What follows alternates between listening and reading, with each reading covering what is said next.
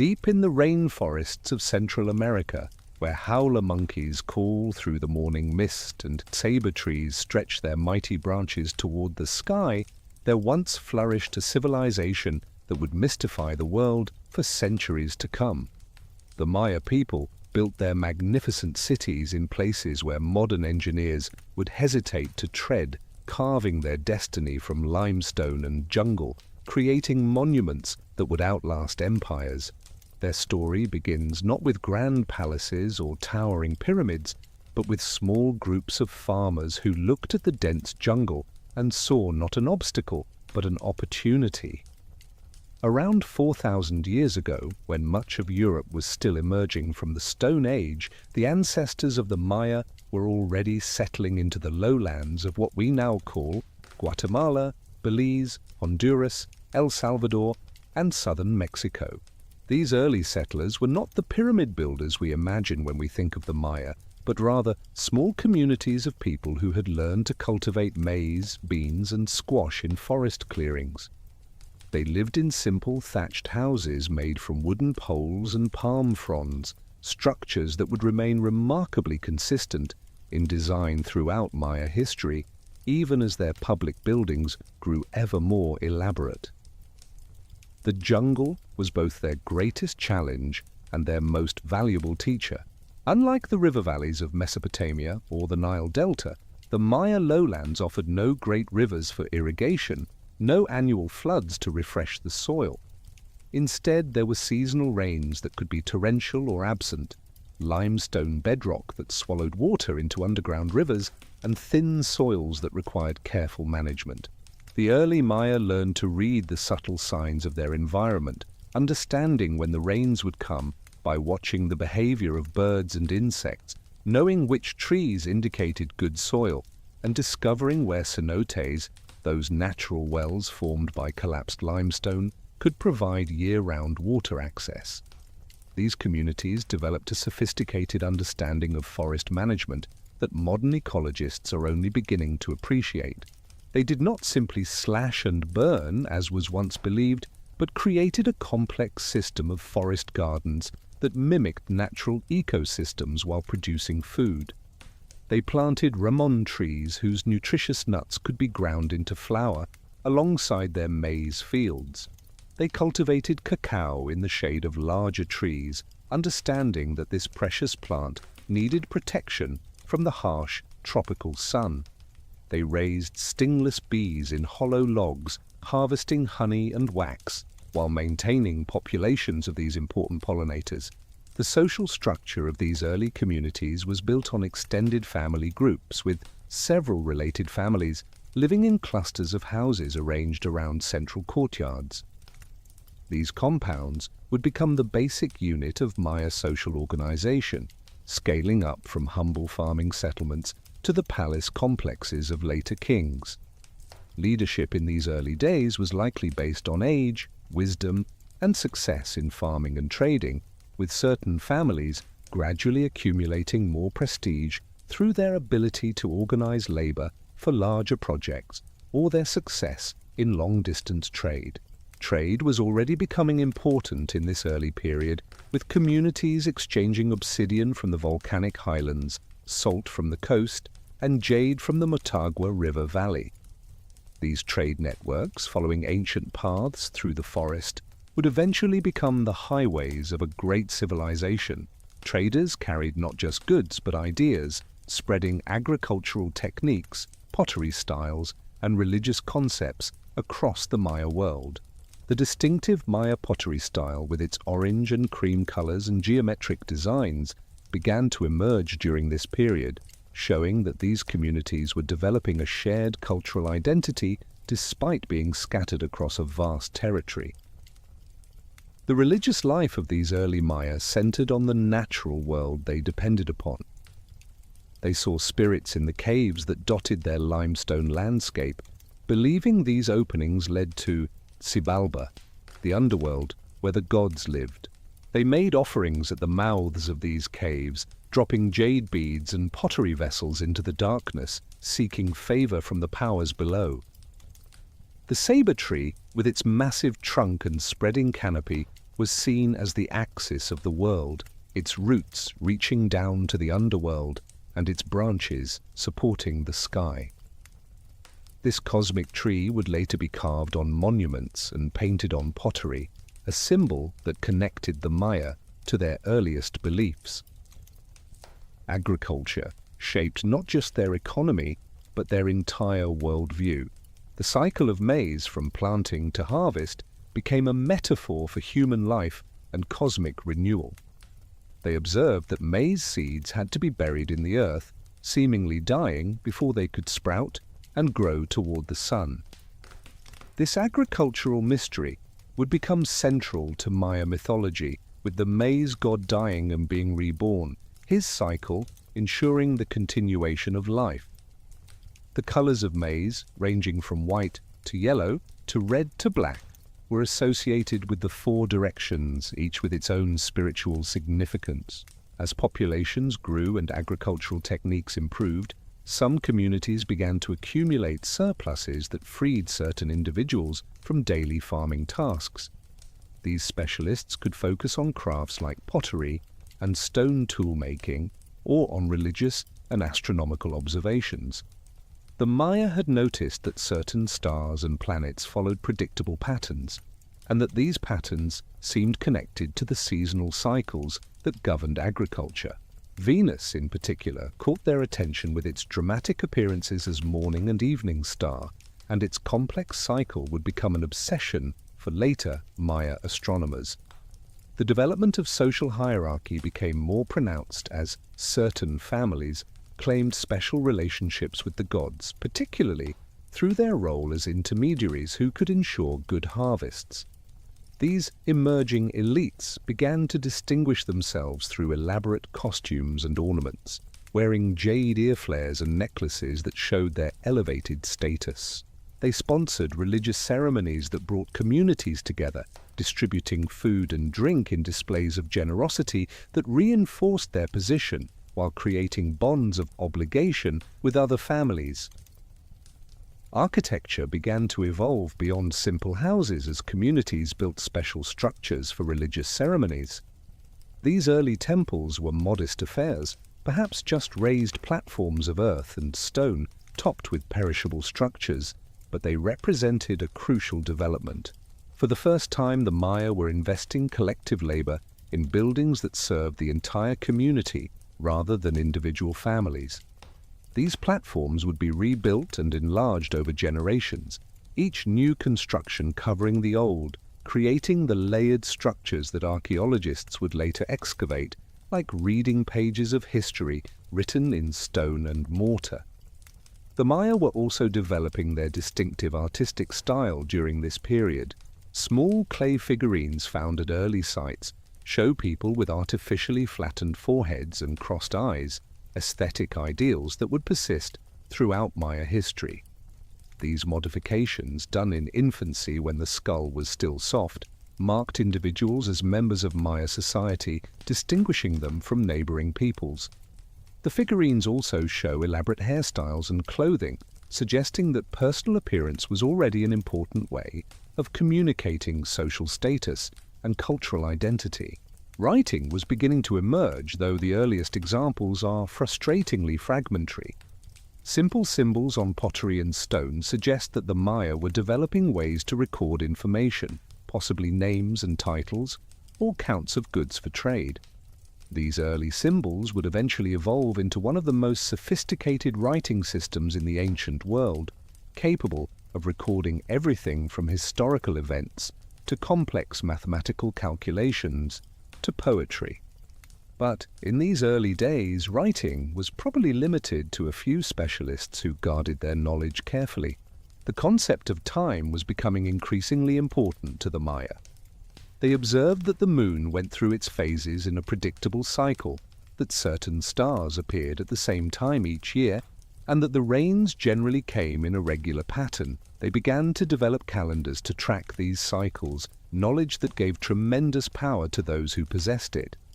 Knowing when to plant, when to prepare for the rains, when to conduct certain ceremonies, these were matters of survival for agricultural communities, and those who could predict them accurately gained enormous prestige.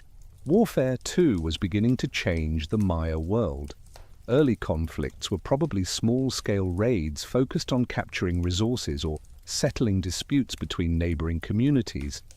But as populations grew and prime agricultural land became scarcer, competition intensified. Communities began to build in more defensible locations, on hilltops or peninsulas surrounded by swamps. They developed weapons specifically for war, including spears with intricately chipped stone points and clubs embedded with obsidian blades that could inflict terrible wounds. The stage was being set for a remarkable transformation. All the elements that would define Maya civilization were coming together in these centuries of quiet development. Agricultural surpluses supported growing populations and emerging specialists. Trade networks linked communities across vast distances. Religious ideas and practices were becoming more elaborate and standardized. Social hierarchies were solidifying, with certain families claiming hereditary privileges. Astronomical observations were becoming more systematic and precise. The jungle, once a wilderness to be conquered, was becoming a managed landscape that could support dense populations. This period, which archaeologists call the pre-classic, lasted for nearly 2,000 years, far longer than the entire span from the fall of Rome to the present day. It was not a static time, but one of constant innovation and adaptation, as the Maya refined their techniques for living in one of the most challenging environments on Earth.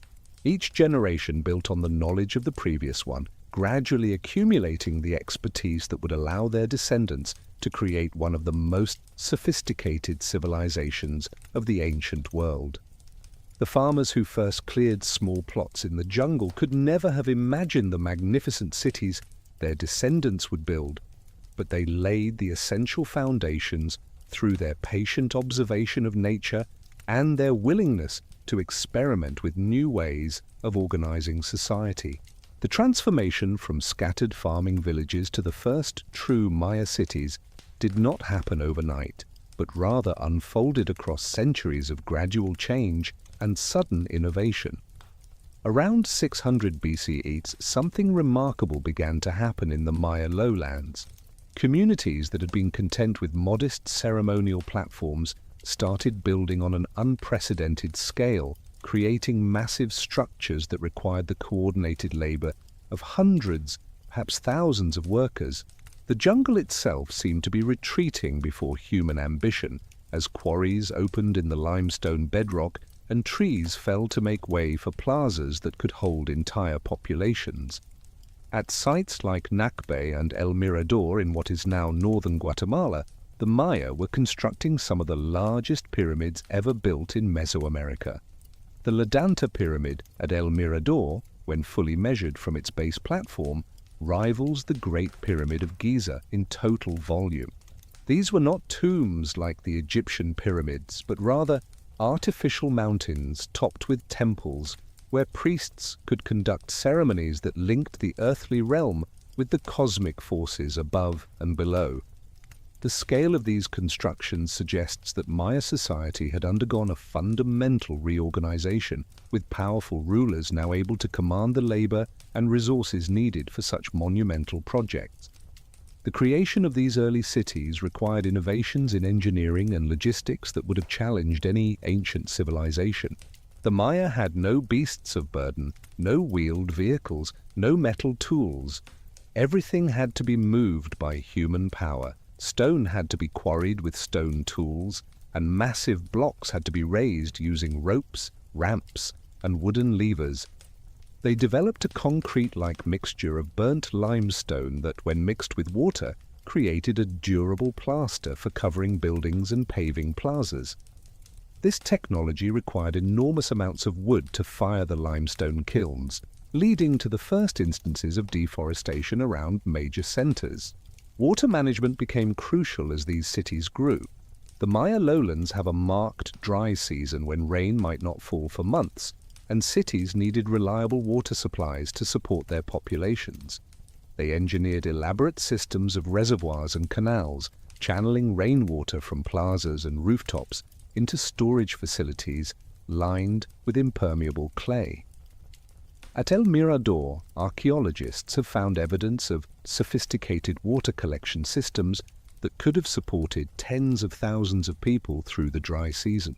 These hydraulic works required constant maintenance and repair, creating a need for organized labor forces and administrative systems to manage them. The rise of kingship fundamentally changed Maya society. Rulers began to claim divine ancestry, presenting themselves as descendants of the gods or as gods themselves. They took on elaborate titles that proclaimed their supernatural power and their role as intermediaries between the human and divine worlds. The institution of divine kingship provided the ideological justification for the massive labor projects and the increasing social stratification. If the king was a god, or at least godlike, then serving him was a religious duty, and his commands carried the weight of cosmic necessity. These early kings surrounded themselves with a complex court culture that included nobles, priests, scribes, artists, and warriors.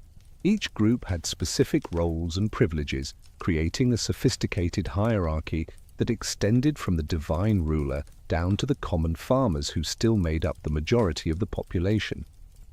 Nobles controlled outlying districts and agricultural lands, collecting tribute that flowed upward to support the royal court and its projects. Priests conducted the elaborate ceremonies that maintained cosmic order, reading the stars and the calendar to determine auspicious times for everything from planting crops to waging war. Art and writing flourished in this palace culture as rulers commissioned works that proclaimed their power and legitimacy. Stelae, those distinctive stone monuments carved with images of rulers and hieroglyphic texts, began to appear in city centers.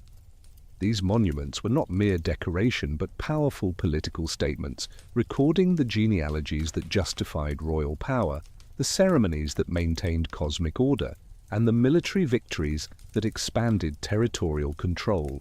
The earliest securely dated monument in the Maya lowlands comes from 36 BCE, showing a ruler at the site of El Baal conducting a ritual that scholars believe represents his accession to power. The Maya writing system had evolved into a fully functional script capable of recording any word in the spoken language. It combined logographic signs that represented whole words with syllabic signs that represented sounds, allowing scribes to write names, places, and concepts with precision. This writing system was deliberately complex, requiring years of training to master, which helped maintain its status as elite knowledge.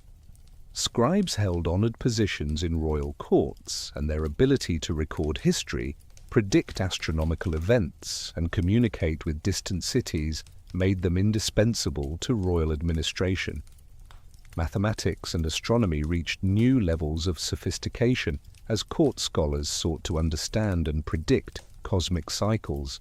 The Maya developed the concept of zero centuries before it appeared in European mathematics, and their vigesimal, base 20 counting system allowed them to perform calculations with enormous numbers. They tracked the movements of Venus, Mars, and other planets with remarkable accuracy, creating tables that could predict eclipses and planetary positions centuries in advance. This astronomical knowledge was not pursued for its own sake, but was intimately connected to religious and political power as rulers timed important events to coincide with favorable celestial alignments. The long count calendar, one of the most remarkable intellectual achievements of the ancient world, was perfected during this period. This calendar counted days from a mythological starting point in 3114 BCE, allowing the Maya to place events in an absolute chronological framework that extended far into the past and future.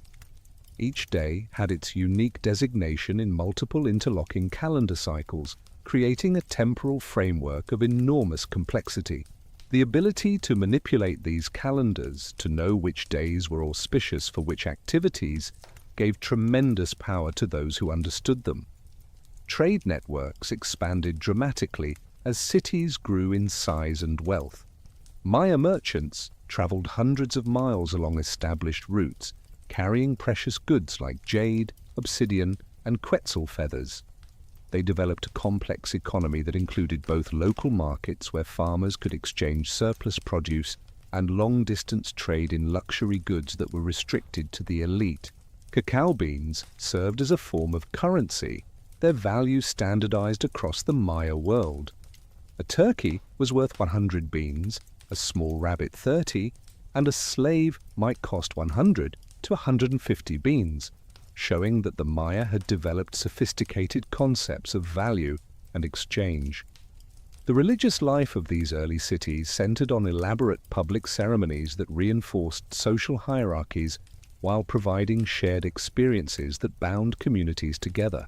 Rulers performed bloodletting rituals, piercing their tongues, earlobes, or genitals with stingray spines or obsidian blades, offering their blood to the gods.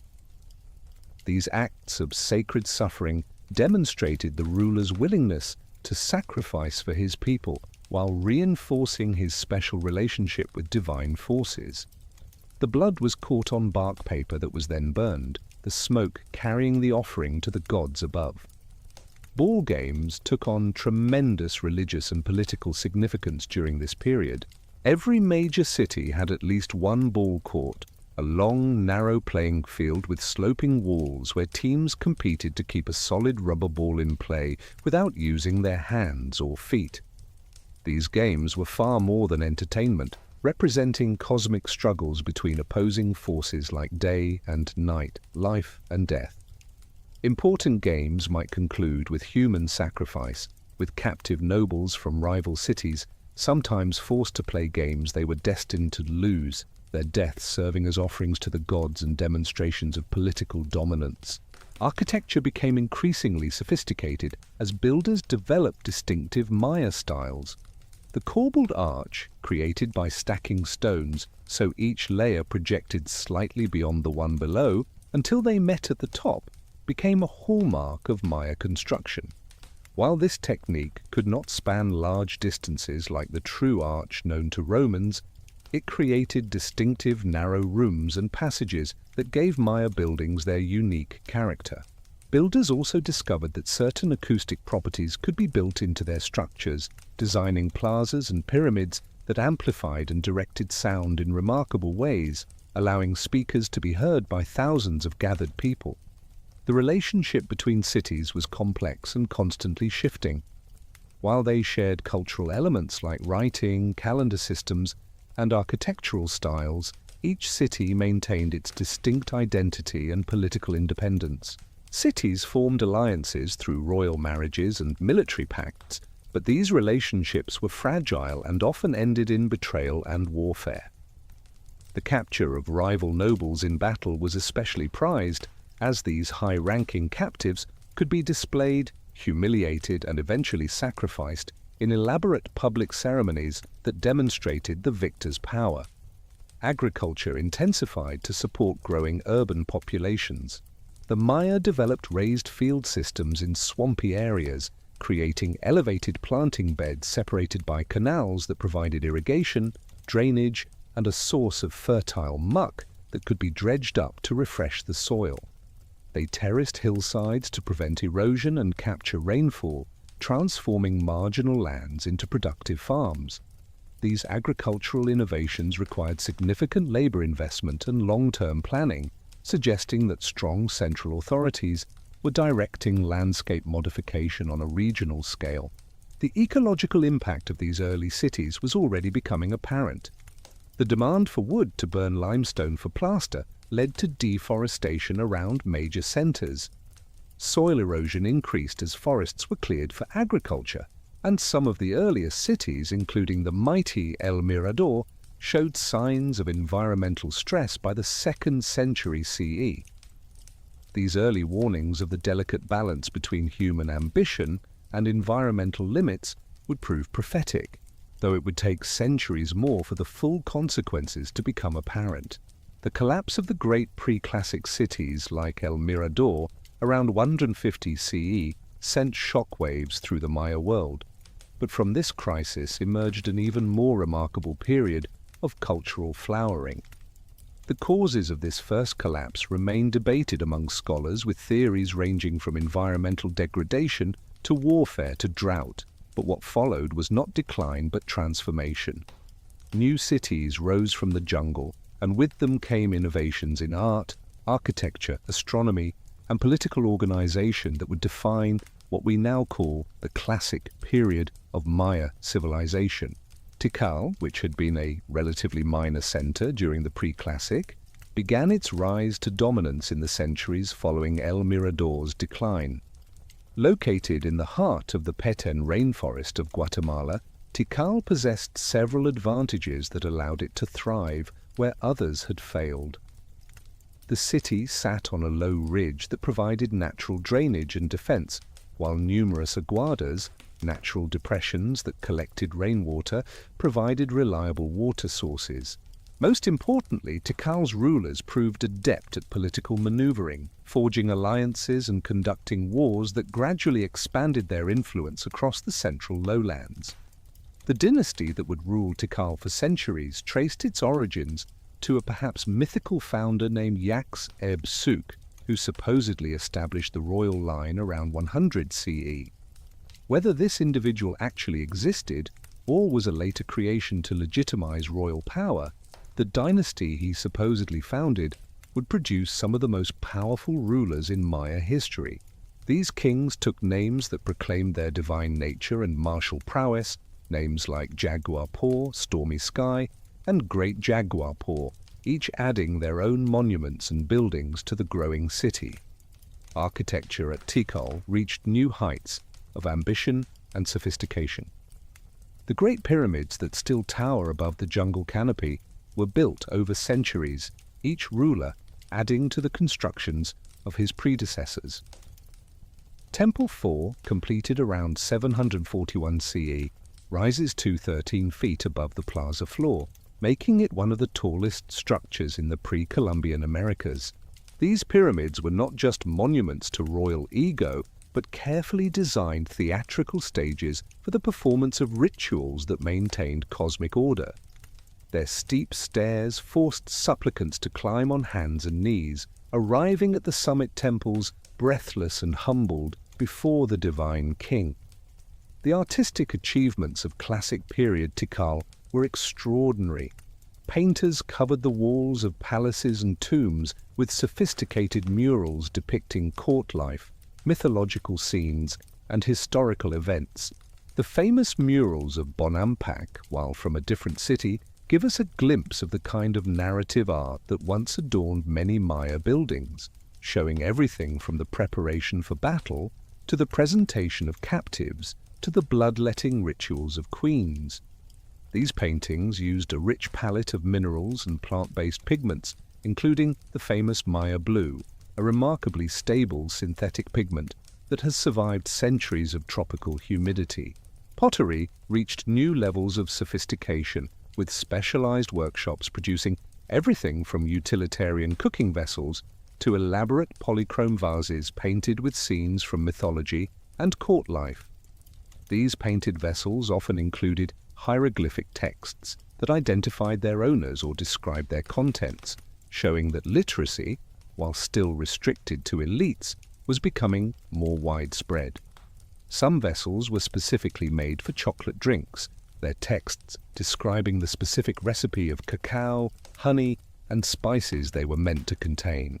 The relationship between Tikal and Teotihuacan, the great metropolis in central Mexico, profoundly shaped Maya history during this period. In 378 CE, according to texts from multiple Maya cities, a lord named Siaj Ka'ak arrived at Tikal, apparently representing Teotihuacan interests. On the same day, the current Tikal ruler died, presumably killed, and a new dynasty with strong Teotihuacan connections took power. This event, whether it was an invasion, a coup, or a negotiated alliance, brought central Mexican influences into the heart of the Maya world. The impact of Teotihuacan contact can be seen in Maya art and architecture from this period. New architectural styles appeared, including the talud tablero form characteristic of Teotihuacan, where sloping walls alternated with vertical panels. Maya warriors began to adopt central Mexican military equipment, including rectangular shields and atlatls, spear throwers that increased the range and power of projectiles. Even Maya religious iconography showed Teotihuacan influence, with the central Mexican rain god Tlaloc appearing alongside traditional Maya deities. But the Maya were not passive recipients of foreign influence. They adapted and transformed these imported elements, creating unique hybrid forms that were neither purely Maya nor purely Teotihuacan. This cultural synthesis demonstrated the Mayas' remarkable ability to absorb new ideas while maintaining their distinct identity. The Teotihuacan connection also brought the Maya into wider Mesoamerican trade and diplomatic networks, increasing their access to valuable resources and new technologies. Copan, located in what is now Honduras at the southeastern edge of the Maya world, exemplified the cultural achievements of the classic period. The city became renowned as a center of astronomical and mathematical learning, its scholars pushing the boundaries of Maya science. The hieroglyphic stairway at Copan, containing the longest Maya text ever discovered with over 2,200 glyphs, recorded the city's dynastic history in elaborate detail. This monument represented not just political propaganda, but a sophisticated historical consciousness, an attempt to preserve and transmit knowledge across generations. The astronomers of Copan achieved remarkable precision in their observations. They calculated the length of the tropical year to within minutes of modern measurements, tracked the complex cycles of Venus with extraordinary accuracy, and predicted eclipses centuries in advance.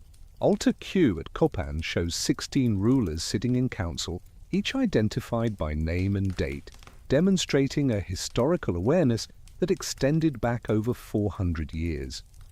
This attention to chronology and genealogy shows that the Maya understood their place in the flow of time, seeing themselves as part of a continuum that extended from mythological antiquity into the distant future. Palenque, nestled in the hills of Chiapas in modern Mexico, developed its own distinctive architectural and artistic style. The city's builders created structures of remarkable elegance with mansard-style roofs and delicate stucco decorations that gave their buildings a lighter, more graceful appearance than the massive pyramids of Tikal. The palace at Palenque, with its unique four-story tower, may have served as an astronomical observatory, its windows aligned to track the winter solstice when the sun sets directly behind the Temple of the Inscriptions. The ruler Kinich Janab Pakal, who reigned at Palenque for 68 years from 615 to 683 CE, transformed his city from a regional center into one of the most important capitals of the Maya world. His tomb, discovered deep within the Temple of the Inscriptions, revealed the incredible wealth and artistry of classic Maya civilization. Pakal was buried wearing a jade mosaic mask and surrounded by precious offerings, his sarcophagus lid carved with an elaborate scene showing the ruler falling into the underworld at death, while the world tree rises above him, symbolizing renewal and resurrection. The texts from Pakal's tomb and temple revealed sophisticated Maya concepts about time, history, and cosmology. The inscriptions traced Pakal's ancestry back through mythological time, connecting him to gods who had ruled thousands of years in the past. They also projected forward, predicting anniversaries of Pakal's accession that would occur centuries in the future, showing that Maya rulers saw themselves as eternal figures whose significance transcended their mortal lives. Warfare during the classic period became increasingly complex and ritualized. Battles were often timed to coincide with astronomical events, particularly the first appearance of Venus as evening star, which the Maya associated with warfare and sacrifice. Military campaigns required extensive preparation, including the manufacture of weapons, the gathering of supplies, and the performance of rituals to ensure divine favor.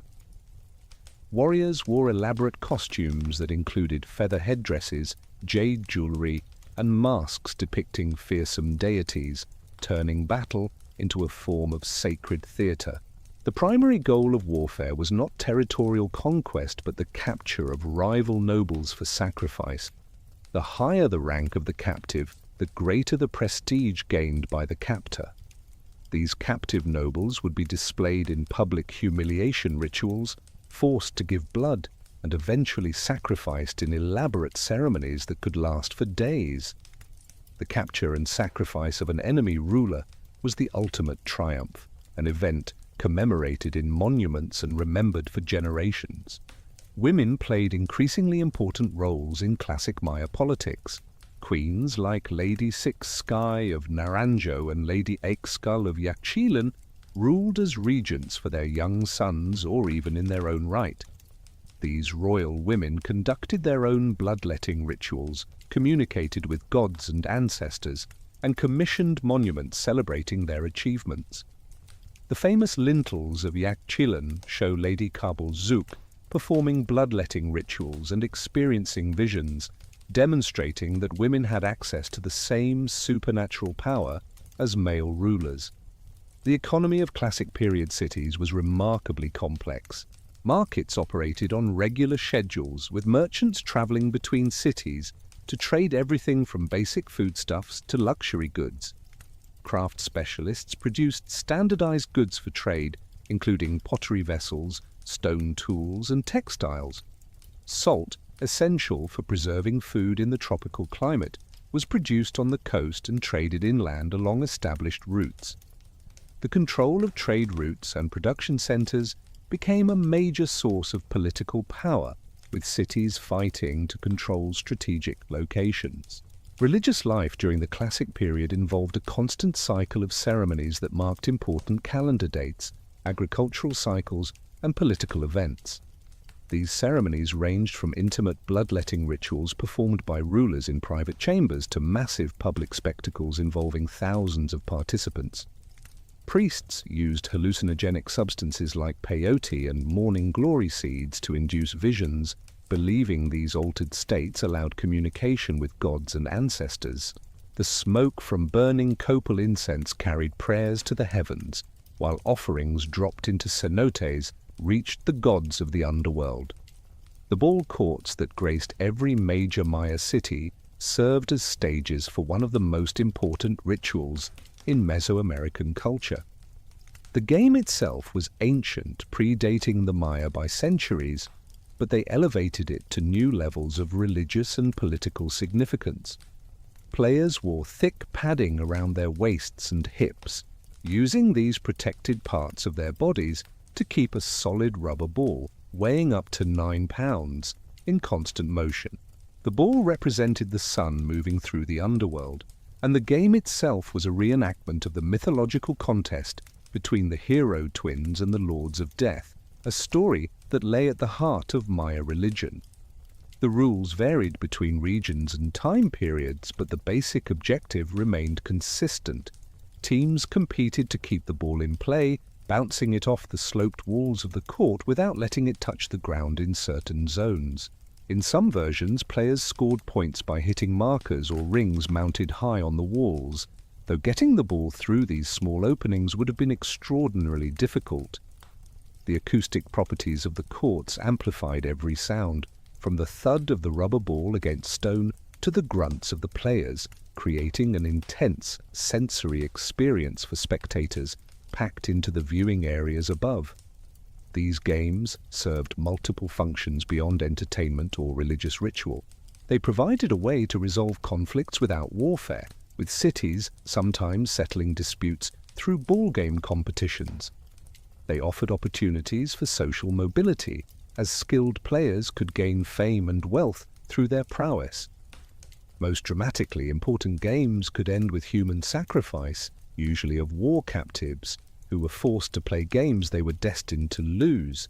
The association between the ball game and sacrifice was so strong that ball courts were often decorated with carved scenes of decapitation, their walls serving as constant reminders of the life and death stakes involved. The daily life of common Maya people during the classic period followed rhythms that had remained largely unchanged for centuries.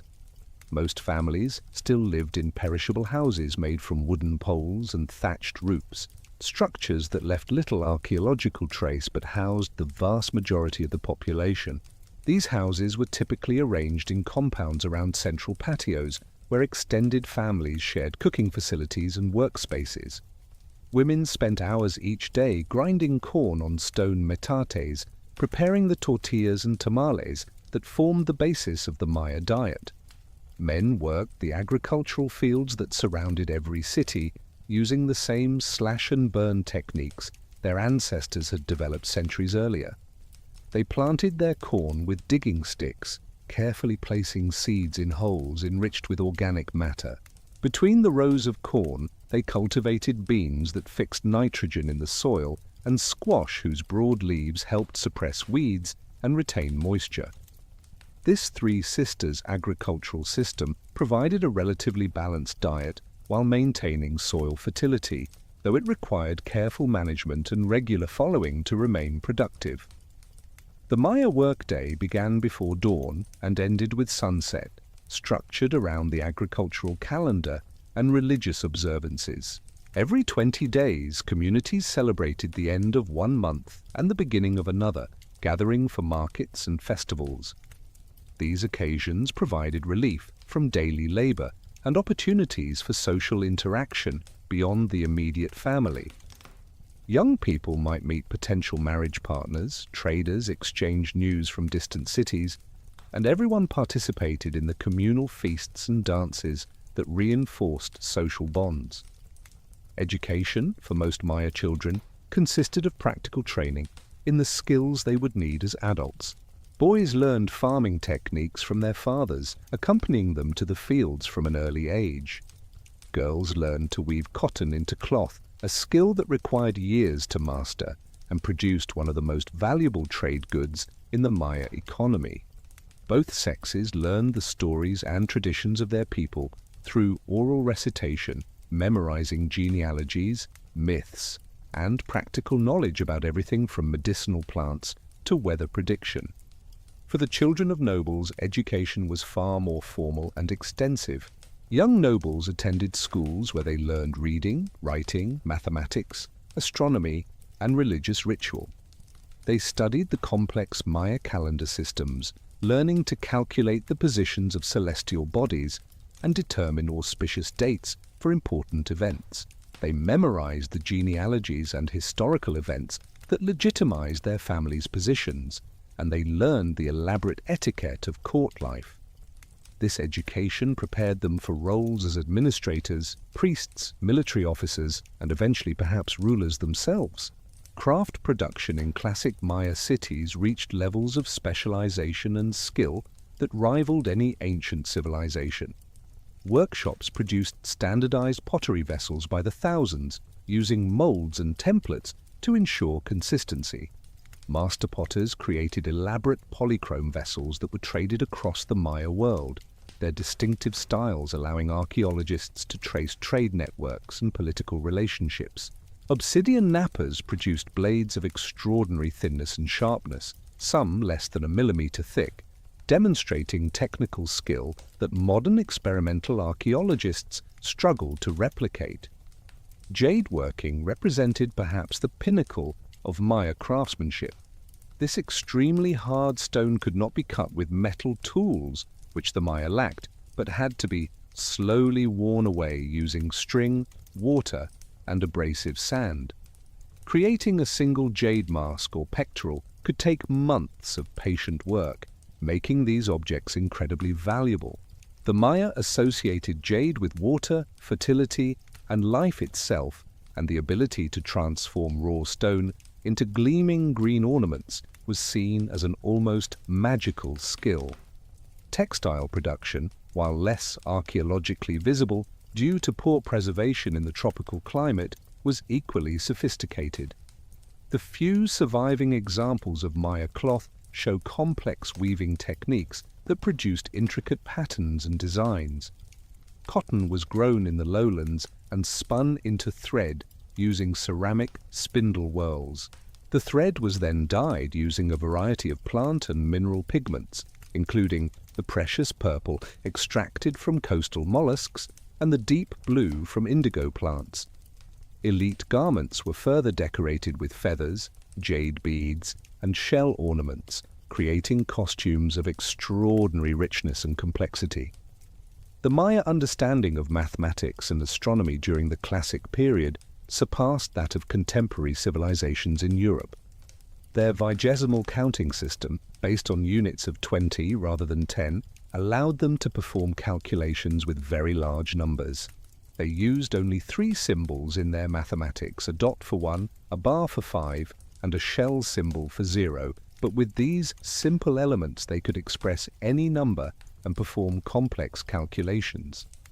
This mathematical sophistication was essential for their astronomical observations, which required precise measurements and calculations extending over centuries. Venus held particular fascination for Maya astronomers. They tracked its 584-day cycle with remarkable precision, noting that 5 Venus years equaled 8 solar years. They understood that Venus was both the morning and evening star, appearing alternately before dawn and after sunset. The Dresden Codex, one of only 4 surviving Maya books, contains detailed Venus tables that could predict the planet's position centuries in advance. This knowledge was not pursued for purely scientific reasons, but was intimately connected to warfare and ritual, with military campaigns and important ceremonies timed to coincide with specific points in the Venus cycle. The Maya also tracked the movements of Mars, Jupiter, and Saturn, though with less precision than Venus. They observed that these planets occasionally appeared to stop and reverse direction in their paths across the sky, a phenomenon caused by the relative motions of Earth and the outer planets that would not be properly explained until the heliocentric model was accepted in Europe over 1,000 years later. Despite not understanding the true cause of retrograde motion, Maya astronomers could predict when it would occur, incorporating these predictions into their divination and planning. Eclipse prediction represented another remarkable achievement of Maya astronomy.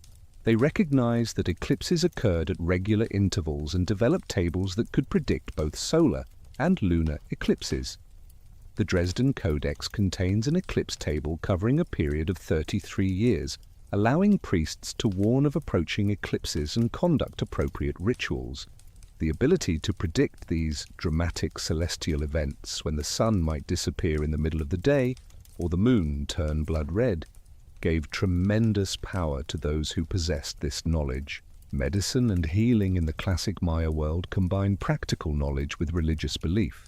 Healers understood the medicinal properties of hundreds of plants, using them to treat everything from intestinal parasites to infected wounds. They set broken bones, performed dental work including decorative inlays of jade and pyrite, and even conducted surgical procedures including skull trephination.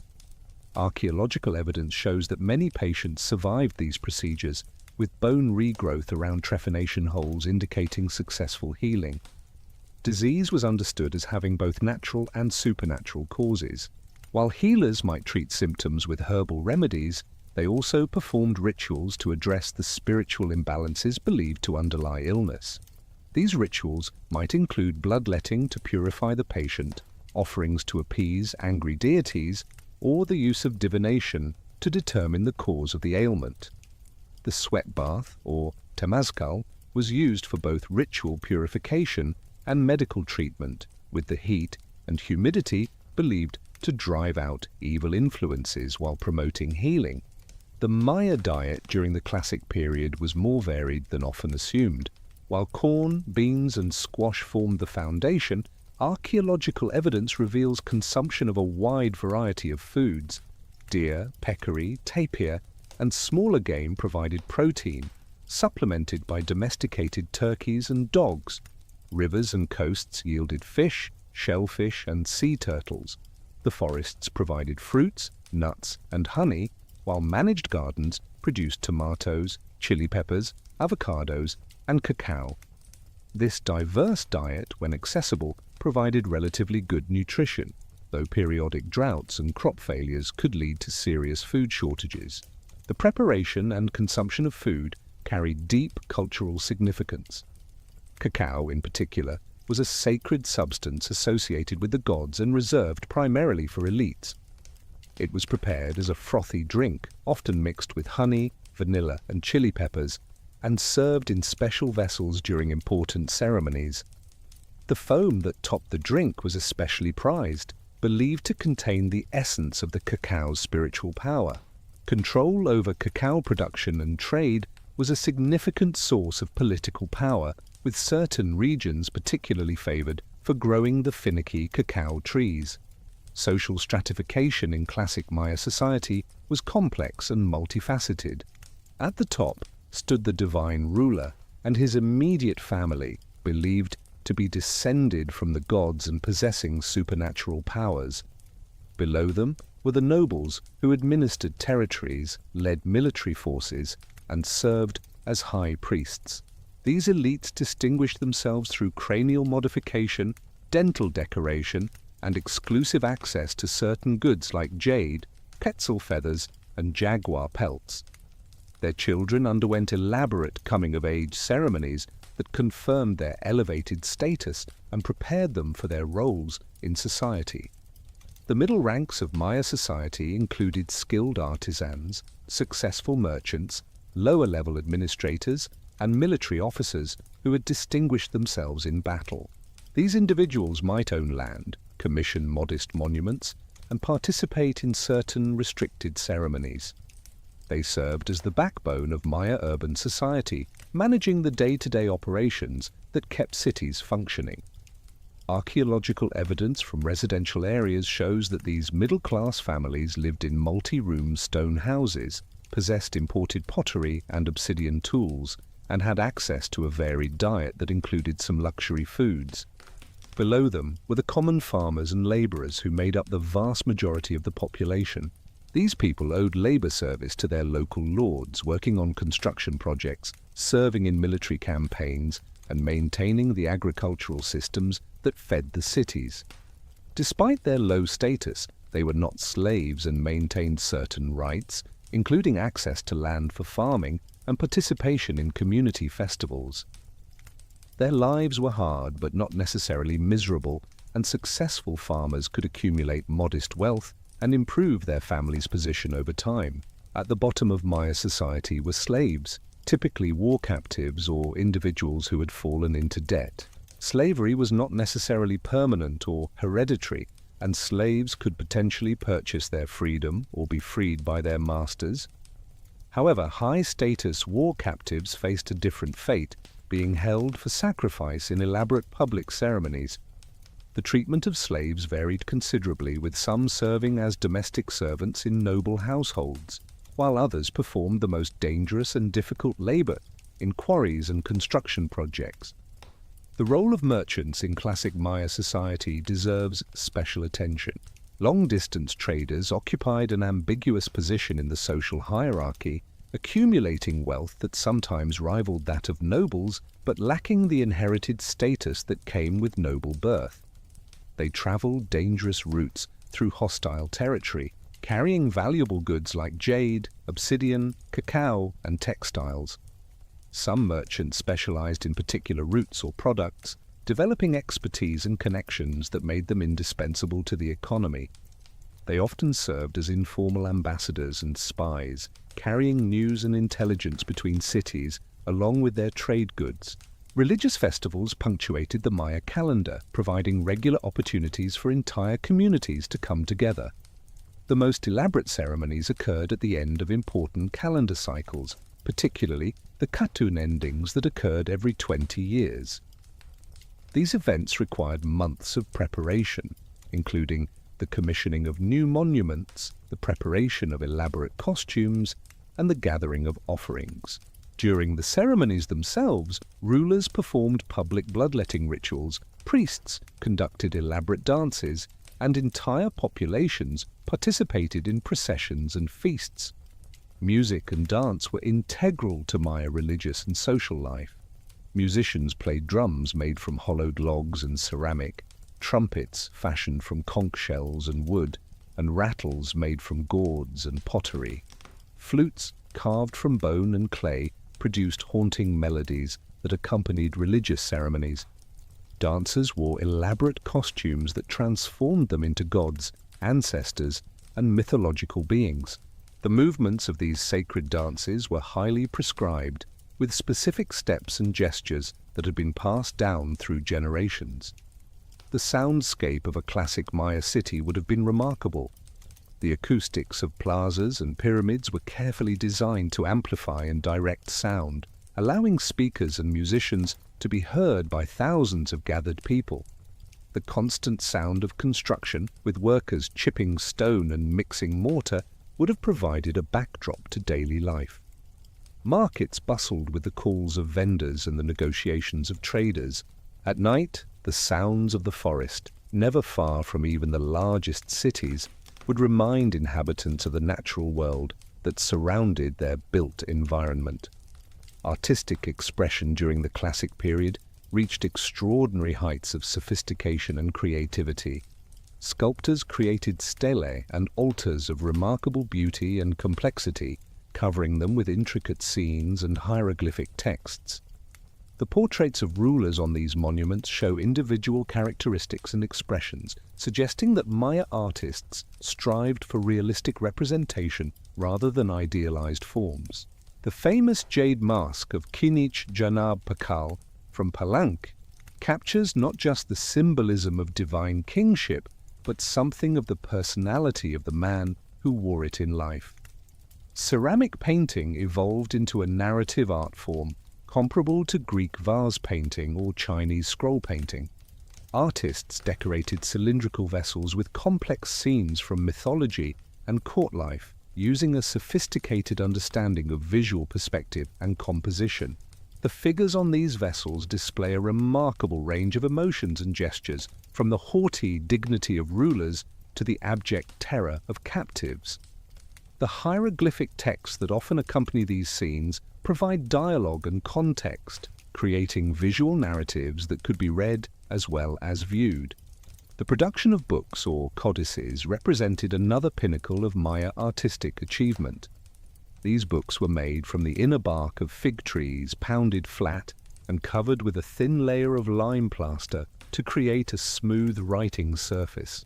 Scribes used brushes made from animal hair to paint hieroglyphs and images in black and red ink, with additional colors added for important illustrations. The pages were folded accordion style and bound between wooden covers, creating books that could extend for several meters when fully opened. Only 4 Maya codices survive today, victims of time, climate, and Spanish colonial destruction. But these few examples reveal the breadth of Maya literary culture. They contain astronomical tables, divination almanacs, religious texts, and historical accounts. The Dresden Codex includes detailed instructions for calculating eclipses and the movements of Venus, while the Madrid Codex focuses on divination and ritual practices. The Paris Codex contains prophecies and historical accounts, showing that the Maya maintained extensive written records of their past and their predictions for the future.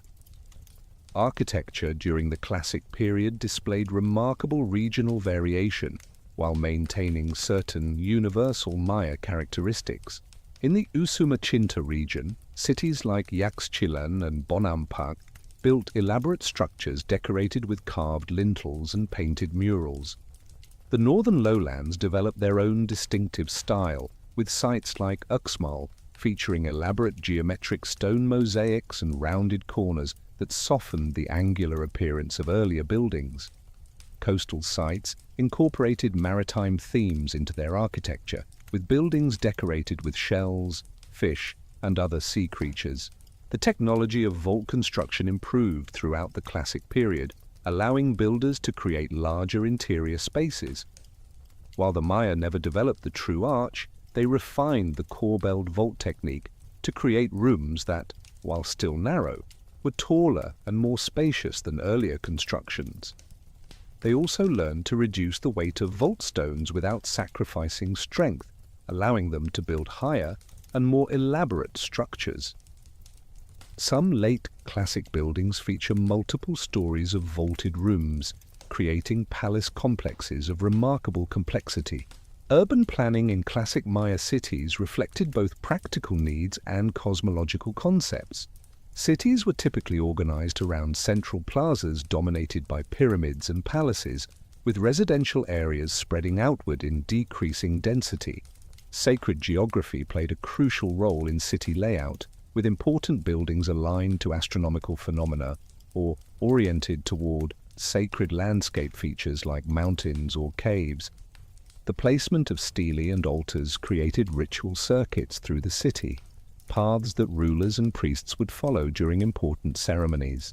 Water management remained a constant challenge and crucial aspect of urban planning. Cities developed increasingly sophisticated systems for collecting, storing, and distributing water.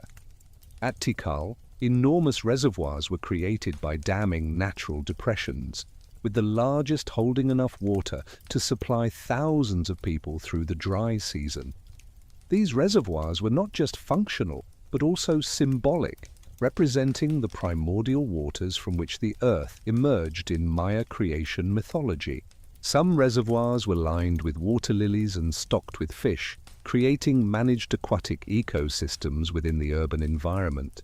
Roads called sakbiob, meaning white roads, connected different parts of cities and linked cities to outlying sites. These raised causeways were constructed of stone and covered with lime plaster that would have gleamed white in the tropical sun. They served practical functions, providing dry routes through swampy areas and clear paths through dense forest, but also had important ritual significance. Processions followed these white roads during religious ceremonies, and they may have represented the paths that souls traveled to the afterlife.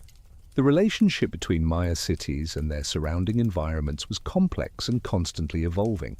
Cities were not isolated islands of civilization in a sea of wilderness, but were surrounded by intensively managed landscapes.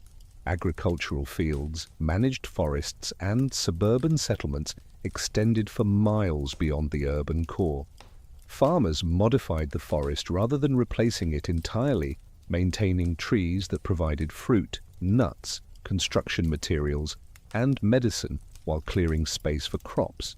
This agroforestry system supported dense populations while maintaining greater biodiversity than pure agricultural systems. The classic Maya practiced sophisticated forms of arboriculture, managing forest resources for long-term sustainability. They protected and cultivated valuable trees like the ramon, whose protein-rich nuts could supplement the diet during times of corn scarcity. They maintained groves of copal trees whose resin was essential for religious ceremonies. They carefully managed stands of mahogany and ceiba trees, ensuring supplies of construction timber while preserving these symbolically important species. This forest management required detailed knowledge accumulated over generations and long-term planning that extended beyond individual lifetimes. Climate variability posed constant challenges to classic Maya society. The annual rains that agriculture depended upon were unpredictable, sometimes failing entirely, other times arriving as destructive floods. Extended droughts could devastate agricultural production, leading to famine and social unrest. The Maya developed various strategies to cope with this uncertainty, including food storage systems, diverse agricultural techniques that spread risk, and religious ceremonies designed to ensure the return of the rains. Despite these adaptations, climate stress would eventually play a significant role in the challenges that faced classic Maya civilization. Trade networks during the classic period extended across Mesoamerica and beyond. Maya merchants traveled north to central Mexico, west to the Pacific coast, and south into Central America. They developed sophisticated systems for transporting goods across diverse terrains, from mountain passes to rivers to coastal waters. Canoes capable of carrying tons of cargo plied the rivers and coasts, while human porters carried goods along forest trails. The logistics of long-distance trade required careful planning, diplomatic negotiations for safe passage, and systems for protecting valuable shipments from theft. The commodities that moved through these trade networks ranged from basic necessities to the most exotic luxuries. Salt, essential for preserving food, was produced on the Yucatan coast and traded throughout the interior. Obsidian from highland Guatemala and central Mexico was distributed to every Maya household, providing the sharp cutting tools essential for daily life. At the luxury end, quetzal feathers from the cloud forests, jade from the Motagua Valley, and marine shells from both coasts marked elite status and were carefully controlled by rulers. The 8th century marked the height of classic Maya civilization, with dozens of cities reaching their maximum size and power. Population densities in some regions approached the carrying capacity of the land, with every available acre under cultivation and cities expanding into previously marginal areas. This was an era of remarkable achievements, but also growing tensions, as competition for resources intensified and the first signs of systemic stress began to appear. The very success of Maya civilization was creating conditions that would ultimately contribute to its transformation. At Copan, the reign of Yax Pasaj Chan Yopat, who took the throne in 763 CE, exemplified both the glory and the emerging problems of the late classic period. He commissioned more monuments than any previous Copan ruler, including the famous altar Q that depicted all 16 rulers of the dynasty seated together in eternal council. Yet beneath this display of power, Copan was facing serious challenges. The valley's population had grown beyond sustainable levels, deforestation had led to severe erosion, and agricultural productivity was declining. Skeletal evidence from this period shows increasing malnutrition among the common population, even as the elite continued to commission elaborate artworks. The rivalry between Tikal and Calakmul dominated the geopolitics of the central lowlands during this period. These two superpowers engaged in what scholars call the Maya Cold War, competing for allies and fighting proxy conflicts through subordinate cities. Calakmul, located in the Mexican state of Campeche, had emerged as Tikal's primary rival in the 6th century, and for generations the two cities struggled for supremacy. Each maintained a network of allied and subordinate cities, creating two competing power blocks that divided the Maya world. The conflict between these superpowers was not constant warfare, but rather a series of strategic moves and countermoves played out over centuries. Royal marriages created and broke alliances, diplomatic missions negotiated treaties that were honored or betrayed as circumstances changed, and periodic military campaigns reshaped the political landscape. Smaller cities found themselves caught between these giants, forced to choose sides or attempt dangerous neutrality. The cost of this constant conflict in resources and human lives placed tremendous strain on Maya society. Dos Pilas, founded by a renegade prince from Tikal, exemplified the violent politics of the era. The city's rulers pursued an aggressive expansionist policy, conquering neighboring centers and extracting tribute to fund massive building projects. Yet this military success proved unsustainable. In 761 CE, Dos Pilas was overthrown by its former subjects, its monuments defaced, and its palaces torn apart to build defensive walls. The site's rapid rise and violent fall, compressed into less than a century, demonstrated the fragility of political power in the late classic period. Artistic styles during this period showed increasing regional diversity as local traditions reasserted themselves. The northern cities developed the distinctive Puuc style, characterized by elaborate stone mosaics and repetitive geometric patterns. Sites like Uxmal, Kaba, and Labna created buildings of remarkable elegance, their facades decorated with hundreds of stone masks representing the rain god Chak. This architectural fluorescence in the north occurred even as many southern cities were beginning to show signs of decline, suggesting a shift in the geographic center of Maya civilization. The site of Chichen Itza began its rise to prominence during this period, developing a unique architectural style that blended traditional Maya elements with influences from central Mexico. The city's famous ball court, the largest in the Maya world, could accommodate thousands of spectators. Its acoustics were so perfectly designed that a whisper at one end could be heard clearly at the other, over 500 feet away. The Temple of the Warriors, with its forest of columns that once supported a massive roof, showed architectural ambitions that pushed the limits of Maya engineering. Population pressure led to agricultural intensification that pushed the land to its limits.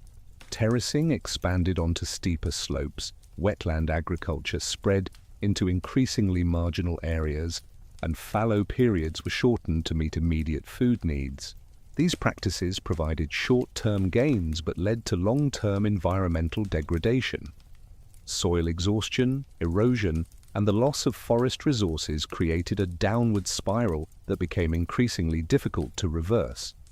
Some regions show evidence of attempts at land reclamation and soil improvement, but these efforts were often too little, too late. The role of climate change in the late Classic period has become increasingly clear through paleoclimatic research. Analysis of lake sediments, cave formations, and marine cores reveals a series of severe droughts that struck the Maya lowlands between 750 and 950 CE. These were not single catastrophic events, but rather a pattern of reduced rainfall that persisted for decades. The most severe drought occurred around 810 CE, precisely when many southern cities began showing signs of crisis. While drought alone did not cause the classic Maya collapse, it acted as a stress multiplier that exacerbated existing problems. Warfare intensified during the late Classic period, becoming more frequent and more destructive. The traditional rules of elite warfare, focused on the capture of nobles for sacrifice, gave way to more total forms of conflict. Archaeological evidence shows increased destruction of monuments and buildings, suggesting that the goal of warfare was shifting from capture to destruction. Fortifications became more common, with cities building walls, moats, and defensive earthworks. Some sites were relocated to more defensible positions on hilltops or islands, sacrificing access to water and agricultural land for security. The breakdown of trade networks contributed to the crisis. As warfare increased and political authority fragmented, the safe movement of goods became increasingly difficult. The interruption of trade meant that cities could no longer access critical resources like salt, obsidian, and grinding stones. Luxury goods that had helped maintain elite authority became scarce, undermining the prestige economy that supported social hierarchies. Local production tried to fill the gaps, but the efficiency and quality of specialized production centers could not be easily replicated. Religious and ideological changes accompanied the political crisis. The institution of divine kingship, which had provided the ideological foundation for classic Maya civilization, came under increasing strain. Rulers who could not provide prosperity and security lost legitimacy in the eyes of their subjects. Some cities show evidence of ritual destruction of royal monuments, suggesting popular uprisings against discredited dynasties. New religious movements appeared, some emphasizing different deities or reviving older traditions that had been suppressed by royal cults. The responses to crisis varied significantly between regions and cities. Some centers attempted reform, with new dynasties promising to restore prosperity and divine favor.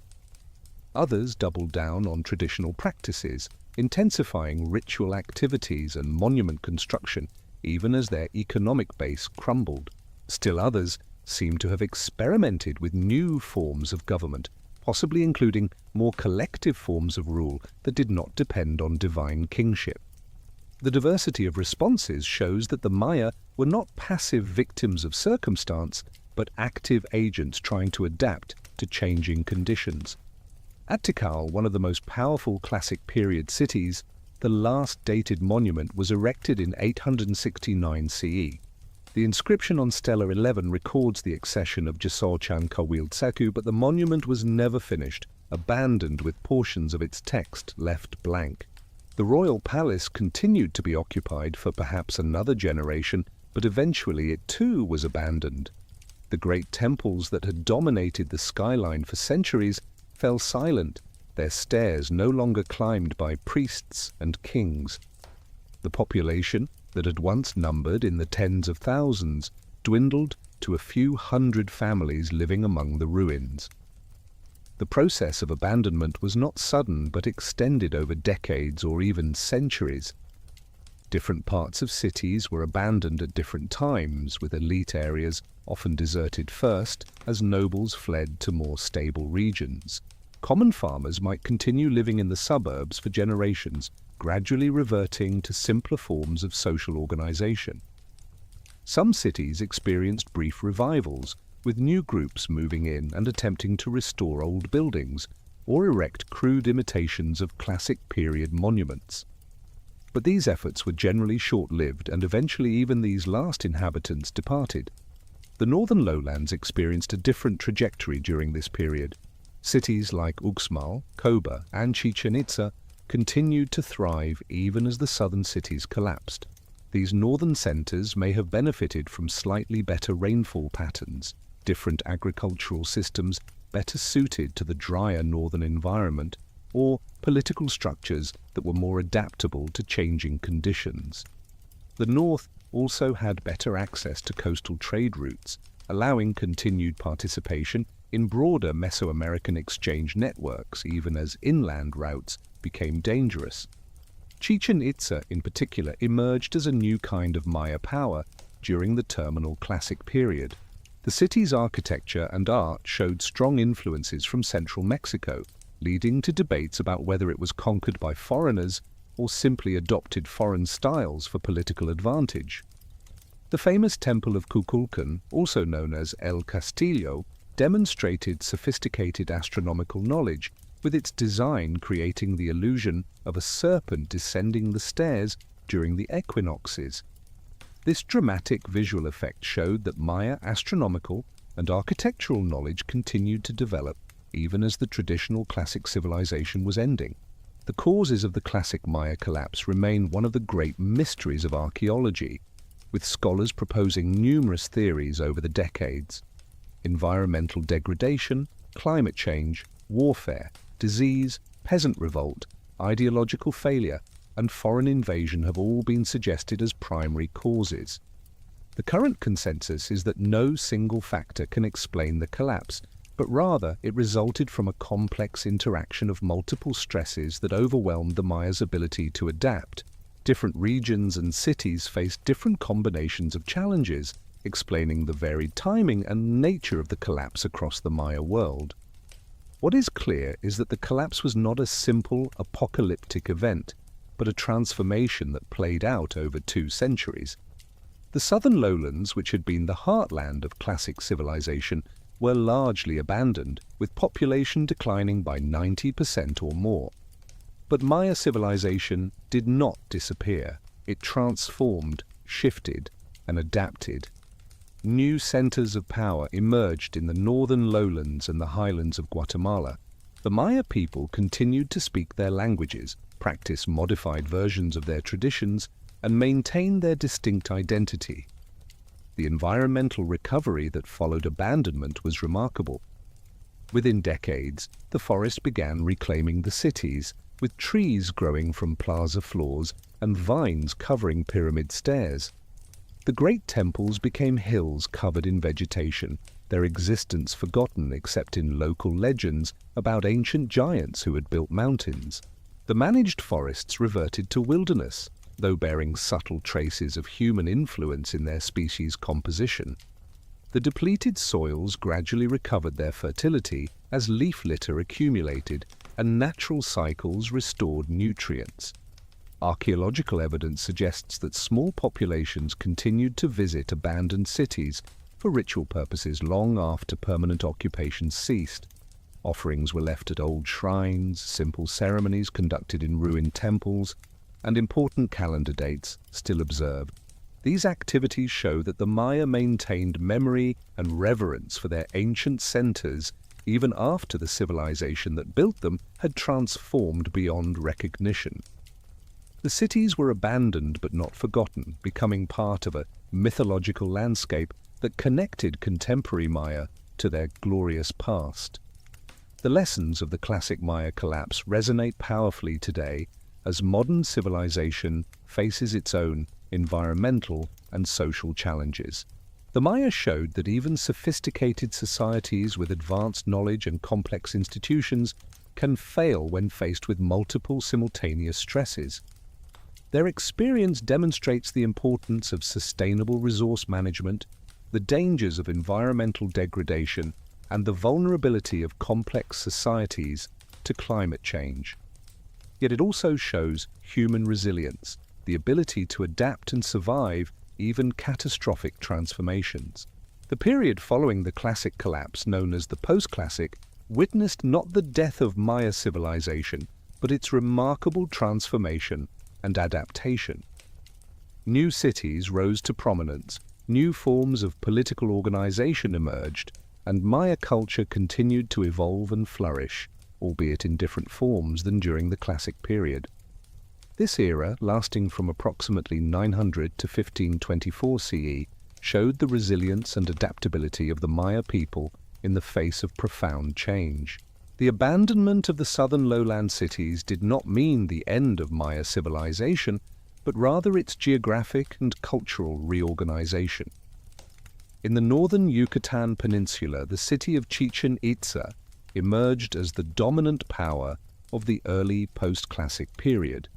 Unlike the divine kingships of the classic period, Chichen Itza appears to have been ruled by a council of nobles, a form of government called multipal in later Maya sources.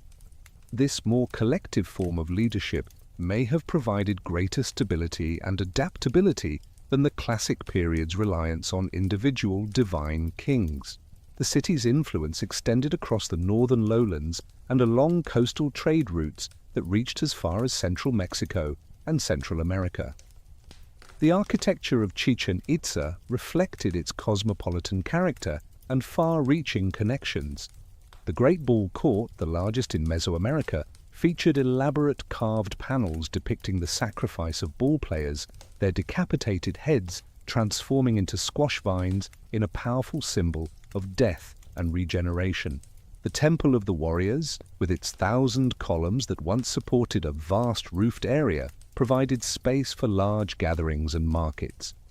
The circular Caracol Observatory demonstrated continued Maya interest in astronomy, its windows aligned to track the movements of Venus and other celestial bodies. The sacred cenote at Chichen Itza became one of the most important pilgrimage sites in Mesoamerica. This natural sinkhole, believed to be an entrance to the underworld, received offerings from across the Maya world and beyond. Archaeological dredging has recovered thousands of objects from its depths, including gold discs from Panama, copper bells from central Mexico, and jade ornaments from across the Maya region. Human remains found in the cenote confirm historical accounts of sacrifice, with individuals thrown into the waters during times of crisis to carry messages to the gods below. The economic foundation of post-classic society shifted significantly from the classic period. Long-distance maritime trade became increasingly important, with large seagoing canoes carrying bulk goods along the Caribbean coast.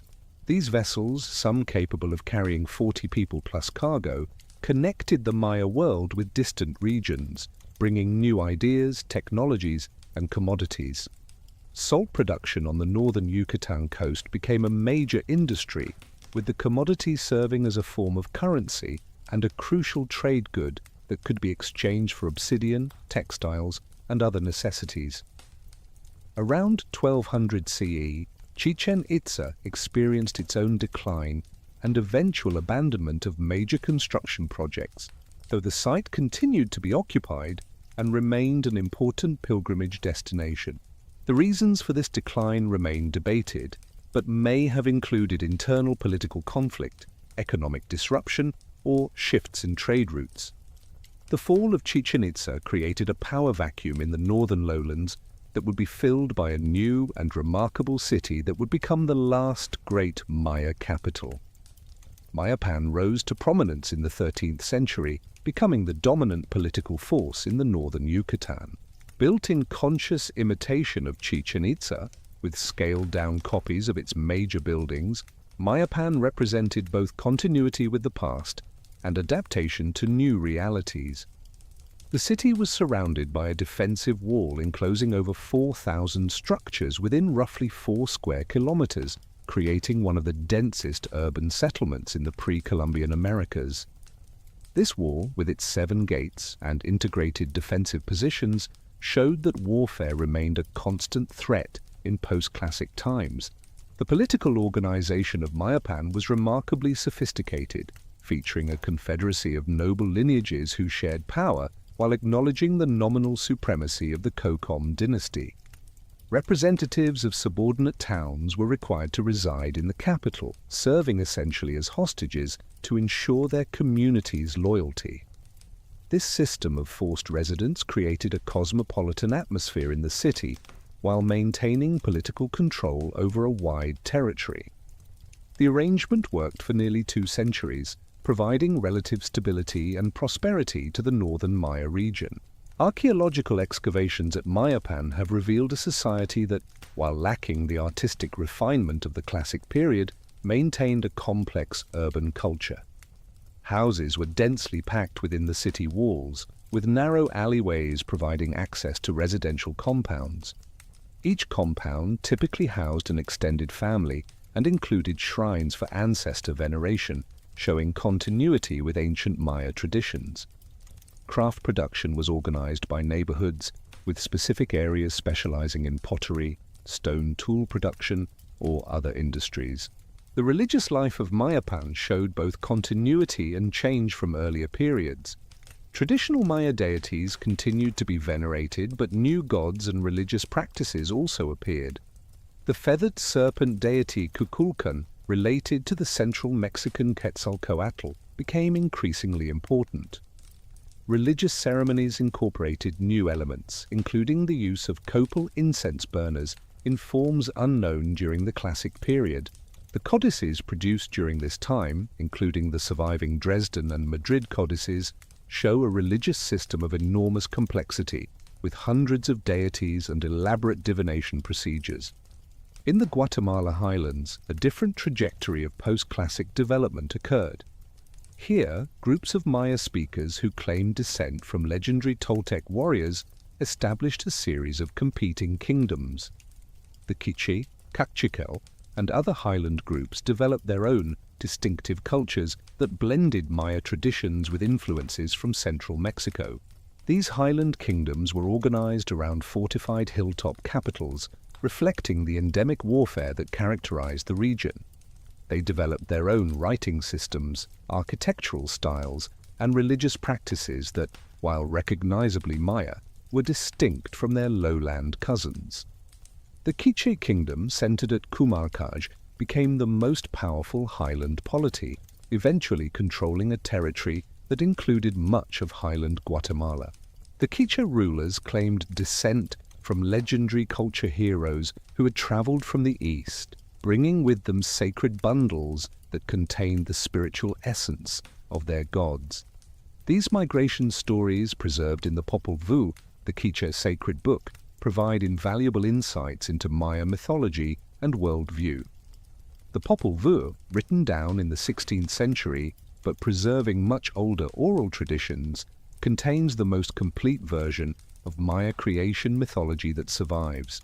The story of the hero twins, Hunahpu and Xbalanque, formed the centerpiece of Quiche's mythology and indeed was central to Maya religious thought throughout their history. These divine twins descended to Xibalba, the underworld, where they defeated the lords of death through cleverness and ballgame prowess. Their eventual transformation into the sun and moon established the cosmic order that governed the world. This myth provided a template for understanding death and rebirth, the cycles of nature, and the relationship between humans and gods. Ball courts at post-classic sites continued to serve as stages for the ritual reenactment of this cosmic drama. Trade during the post-classic period was dominated by merchant groups who operated across political boundaries. The Putun Maya, also known as the Chontal Maya, controlled maritime trade routes around the Yucatan Peninsula. These seafaring merchants established ports and trading posts along the coast, creating a commercial network that moved goods from Honduras to Tabasco. They traded in bulk commodities like salt, honey, and cotton textiles, as well as luxury goods including cacao, precious feathers, and marine shells. Their large trading canoes were encountered by Columbus on his fourth voyage, impressing the Europeans with their size and the variety of goods they carried. The economy of post-classic Maya society was increasingly monetized, with cacao beans serving as small change and standardized lengths of cotton cloth functioning as larger denominations. Copper axes from western Mexico also circulated as currency, showing the integration of the Maya economy into broader Mesoamerican exchange networks. Markets operated on regular schedules in major towns, with professional merchants, marketplace judges to settle disputes, and standard weights and measures. This commercial sophistication allowed for economic specialization and the support of large non-agricultural populations. Technological innovations during the post-classic period included the increased use of copper and bronze tools, though these metals never fully replaced stone implements. Metallurgy, introduced from Central America and western Mexico, was primarily used for ornamental objects and bells, with limited adoption for utilitarian purposes. The Maya continued to prefer obsidian for cutting tools, as volcanic glass could achieve a sharper edge than metal. However, metal objects became important status symbols, with copper bells and gold ornaments marking elite status. The production of bark paper books continued during the post-classic, with scribes maintaining the complex knowledge of hieroglyphic writing, calendrics, and divination. These books served multiple purposes, from recording historical events to predicting astronomical phenomena to providing guidance for ritual practice. The Madrid Codex, the longest surviving Maya book with 112 pages, contains almanacs for various activities including agriculture, beekeeping, hunting, and rainmaking ceremonies. The complexity of these texts shows that literacy and learning remained important despite the political upheavals of the period. Artistic production during the post-classic, while perhaps lacking the refinement of classic period works, showed considerable creativity and regional variation. Mural painting flourished at sites like Tulum and Santa Rita, with vibrant scenes depicting gods, ceremonies, and mythological events. These murals used a distinctive color palette dominated by bright blues and greens, creating a visual style quite different from classic period art. Pottery production included elaborate incense burners modeled with figures of gods and ancestors, mass-produced figurines for household shrines, and distinctive regional styles that allow archaeologists to trace trade connections. Architecture during the post-classic period adapted to new social and political realities. Buildings were generally smaller than classic period structures, reflecting reduced resources and different organizational capabilities. However, architects developed new techniques, including the use of columns to support flat roofs, allowing for different spatial arrangements. Coastal sites like Tulum developed a distinctive architectural style adapted to their seaside location, with buildings featuring small windows and doorways that framed views of the Caribbean Sea. The city of Tulum, perched on cliffs overlooking the Caribbean, exemplified the post-classic adaptation to coastal environments. The site served as a major port for maritime trade, with a beach landing protected by the surrounding walls. The city's most famous structure, the Castillo, served as a lighthouse, with a fire beacon that could guide canoes through the dangerous reef offshore. Murals inside Tulum's temples depicted the diving god, a deity associated with trade and possibly representing Venus as evening star diving toward the horizon. Social organization in post-classic Maya society showed both continuities and significant changes from earlier periods. The institution of divine kingship that had characterized the classic period gave way to more oligarchic forms of government, with councils of nobles sharing power. This shift may have provided greater political stability by preventing succession crises and distributing decision-making among multiple lineages. Extended families remained the basic social unit, but lineage organizations became more formalized and politically important. Noble lineages maintained their own temples, controlled specific territories, and competed for political and economic advantage within broader confederations. Warfare in the post-classic period became endemic, with fortified sites, defensive walls, and military iconography appearing throughout the Maya region. The nature of warfare also changed, with greater emphasis on territorial conquest and economic control, rather than the ritual capture of nobles that had characterized classic period conflicts. Warriors used new weapons, including the atlatl or spear thrower, introduced from central Mexico, though the traditional Maya weapons of obsidian-edged clubs and thrusting spears remained important. Military orders modeled on central Mexican institutions appeared, with warriors earning status and privileges through battlefield accomplishments. The religious landscape of the post-classic Maya world was remarkably diverse, incorporating traditional Maya beliefs, central Mexican influences, and local innovations. Pilgrimage became increasingly important, with sites like Chichen Itza's sacred cenote and the island of Cozumel drawing devotees from across the Maya world. Cozumel, dedicated to the goddess Ixchel, patroness of childbirth and medicine, received thousands of pilgrims who made the dangerous sea crossing to seek the goddess's favor. These pilgrimage sites created religious unity across political boundaries and facilitated long-distance trade and cultural exchange.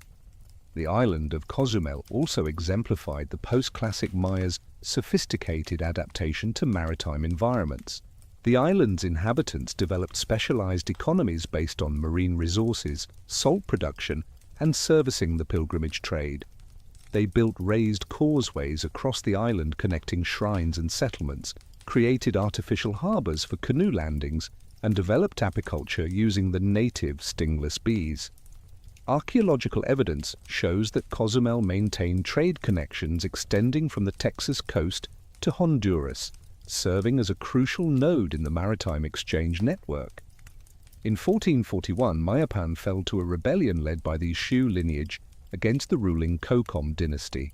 According to later historical accounts, the conflict was sparked by personal grievances and political rivalries that escalated into general warfare. The city was sacked and burned, its ruling family massacred, and its population dispersed. The fall of Mayapan marked the end of centralized authority in the northern lowlands, fragmenting the region into 16 independent provinces that would never again unite under a single government. This political fragmentation would have profound consequences when the Spanish arrived less than a century later. The period between Mayapan's fall and Spanish contact saw continued cultural development despite political fragmentation. Each of the successor states maintained its own ruling lineage, military forces, and religious institutions. Some provinces, like those centered at Mani and Sotuta, achieved considerable prosperity through trade and agriculture. Others struggled with internal conflicts and external threats. The lack of political unity made coordinated resistance to Spanish conquest impossible, but it also meant that the Spanish would have to conquer each province separately, a process that would take nearly 2 centuries to complete. The eastern coast of the Yucatan Peninsula during this late post-classic period was dominated by the province of Ecab, which controlled the important trading ports along the Caribbean. Sites like El Meco and El Rey served as commercial hubs where maritime traders exchanged goods from across Mesoamerica. These coastal trading centers developed a distinctive architectural style characterized by small shrines and residential structures built on platforms with rounded corners and miniature proportions that created an almost toy-like appearance. Despite their modest size, these buildings were often decorated with elaborate murals and stucco facades. The Maya highlands during the late post-classic period were dominated by expansionist kingdoms engaged in constant warfare.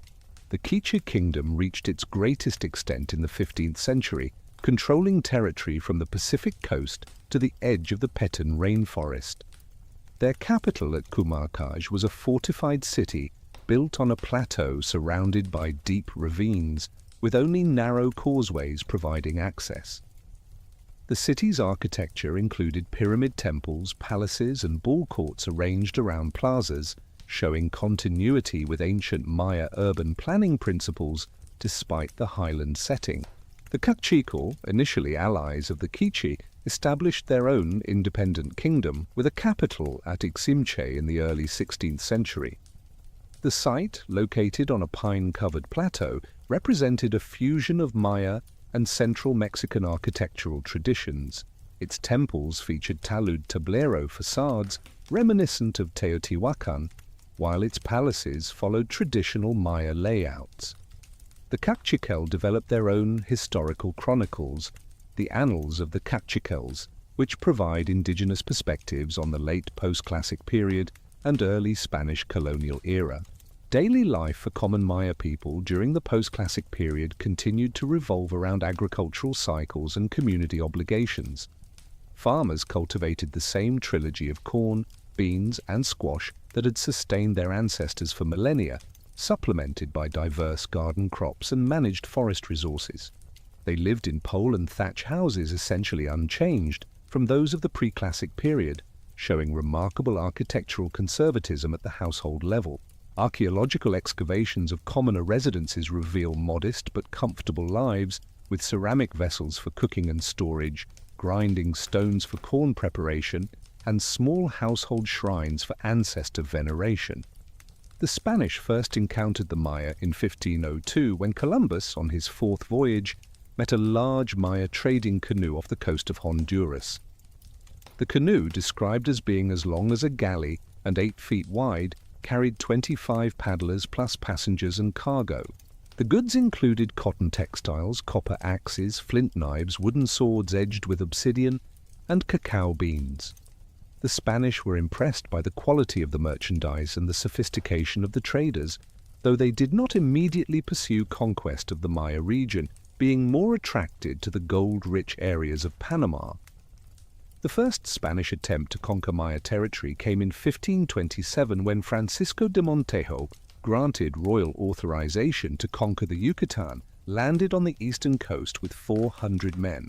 The Spanish expected a rapid conquest similar to those of the Aztec and Inca empires, but the politically fragmented Maya proved far more difficult to subdue. Each province had to be conquered separately, and even when defeated, Maya groups would retreat to the forests and continue resistance.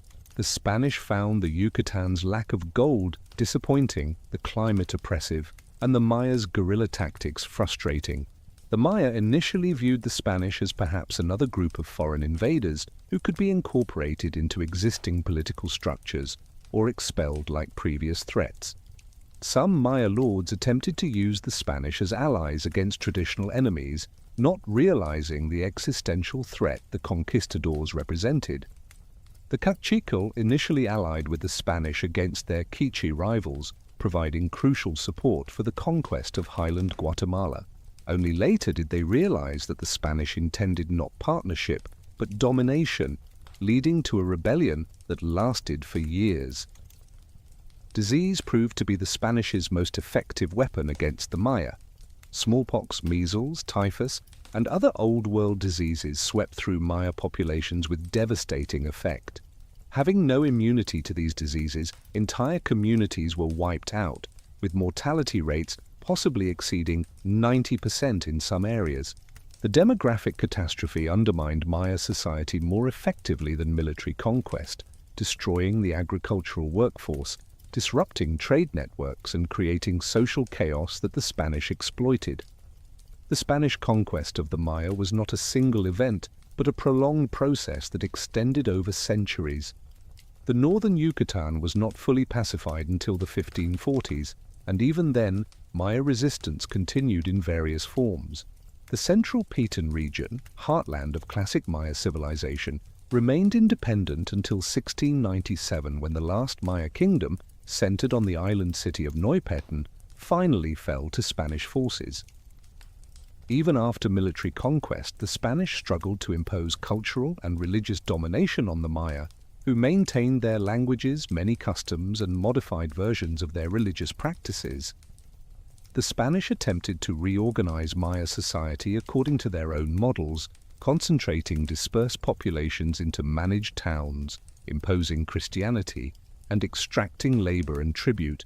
The encomienda system granted Spanish colonists control over Maya communities, with the right to demand labor and tribute in exchange for supposed protection and religious instruction. This system led to severe exploitation, with Maya people forced to work on Spanish estates, construction projects, and other enterprises. The demographic collapse meant that surviving Maya communities faced ever-increasing labor demands as their populations dwindled. Despite the trauma of conquest and colonization, the Maya showed remarkable resilience and adaptability. They quickly learned to use Spanish legal systems to defend their communities, filing lawsuits and petitions that sometimes succeeded in protecting land rights or reducing tribute demands. They adopted elements of Christianity while maintaining indigenous beliefs, creating syncretic religious practices that combined Catholic saints with Maya deities. They learned to write their languages in the Latin alphabet, producing documents that preserved historical knowledge and protected community interests. The books of Chilambalam, written by Maya scribes in the colonial period, exemplified this cultural adaptation. These books, written in Yucatec Maya using the Latin alphabet, combined pre-Columbian historical and religious knowledge with colonial period observations and European influences. They preserved Maya calendrical knowledge, prophecies, medical practices, and historical accounts that would otherwise have been lost. The books demonstrate that Maya intellectual traditions continued despite Spanish attempts at cultural suppression. Maya communities developed strategies for maintaining their identity under colonial rule. They preserved traditional governance structures beneath a veneer of Spanish-imposed institutions, with indigenous nobles continuing to exercise authority within their communities. They maintained control over agricultural lands through various legal mechanisms, fighting constant battles against Spanish encroachment. They continued to speak their languages, with many communities remaining monolingual in Maya languages throughout the colonial period. These resistance strategies ensured that Maya culture survived even as Maya political independence was lost. The colonial period also saw the emergence of new forms of Maya cultural expression. Architecture blended Maya and Spanish elements, creating distinctive colonial churches and public buildings. Maya artisans learned European techniques while maintaining indigenous aesthetic preferences, producing unique hybrid art forms. Traditional textiles incorporated new materials and designs while preserving ancient weaving techniques and symbolic systems. This cultural synthesis created distinctive regional traditions that remain important to Maya identity today. The legacy of the post-classic period and early colonial experience shaped Maya society in profound ways that continue to resonate. The political fragmentation that facilitated Spanish conquest also helped preserve cultural diversity, with different Maya groups maintaining distinct languages and traditions. The experience of resistance and adaptation during the conquest period created cultural patterns that would serve Maya communities through centuries of colonialism and into the modern era. The Maya demonstrated that cultural survival did not require political independence, that tradition could coexist with change, and that indigenous identity could persist despite overwhelming external pressures. The colonial period that followed the Spanish conquest brought 3 centuries of profound transformation to Maya society. Yet through this extended trauma, the Maya people demonstrated extraordinary resilience and cultural tenacity. The Spanish colonial system attempted to remake Maya society completely, imposing new religions, languages, economic systems, and political structures. Yet the Maya did not simply succumb to these pressures, but actively negotiated, resisted, and adapted, creating new forms of cultural expression that preserved essential elements of their identity while incorporating useful aspects of Spanish culture. The spiritual conquest of the Maya proved far more difficult than military subjugation. Spanish missionaries, primarily Franciscans and Dominicans, arrived with zealous determination to convert the Maya to Christianity. They built churches atop pyramid platforms using stones from ancient temples in their construction, physically and symbolically attempting to replace Maya religion with Catholicism. They burned Maya books as works of the devil, destroying centuries of accumulated knowledge. Diego de Landa, the Franciscan bishop of Yucatan, infamously burned 27 Maya codices in a single auto da fe in 1562, later writing that the Maya watched their books burn with great sorrow, for they contained their history and sciences. Yet the same Diego de Landa, perhaps feeling remorse or recognizing the value of what he had destroyed, later wrote his Relación de las Cosas de Yucatán, which preserved invaluable information about Maya culture, language, and writing. His work included a partial key to Maya hieroglyphs that would prove crucial to their eventual decipherment centuries later. This contradiction, destroying Maya culture while simultaneously documenting it, characterized much of the Spanish colonial approach. Missionaries learned Maya languages to preach more effectively, inadvertently preserving linguistic knowledge that might otherwise have been lost. The Maya response to Christian evangelization was complex and strategic. Rather than openly rejecting Christianity, which would have brought severe punishment, they incorporated it into their existing religious framework. Catholic saints were identified with Maya deities, allowing traditional worship to continue under Christian guises. Santiago became associated with the Maya rain god Chac, the Virgin Mary, with the moon goddess Ixchel, and the cross with the world tree that had always been central to Maya cosmology. Churches became new ceremonial centers where Maya communities could gather for rituals that blended pre-Columbian and Christian elements.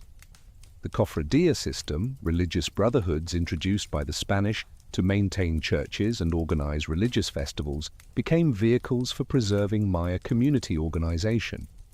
These brotherhoods managed community resources, organized traditional festivals with thin Christian veneers, and provided mutual support during crises. The cargo system, where community members took turns bearing the financial burden of religious festivals, ensured that wealth was redistributed and that no single family could dominate community resources. These institutions, ostensibly Spanish and Catholic, became thoroughly Maya in their operation and significance. Economic exploitation under colonialism took multiple forms that devastated Maya communities while enriching Spanish colonists. The encomienda system evolved into the hacienda system, with Spanish landowners claiming vast territories that had belonged to Maya communities for millennia. Maya farmers were forced to work these estates, producing crops like sugarcane and indigo for export, while struggling to maintain their own subsistence agriculture. The repartimiento system required Maya communities to provide labor for public works, mining operations, and other Spanish projects, disrupting agricultural cycles and causing severe hardship. The introduction of European livestock transformed the Maya landscape and economy. Cattle, horses, pigs, and sheep required large grazing areas, leading to conflicts over land use. Spanish cattle often destroyed Maya cornfields, and Spanish law typically favored livestock owners over indigenous farmers.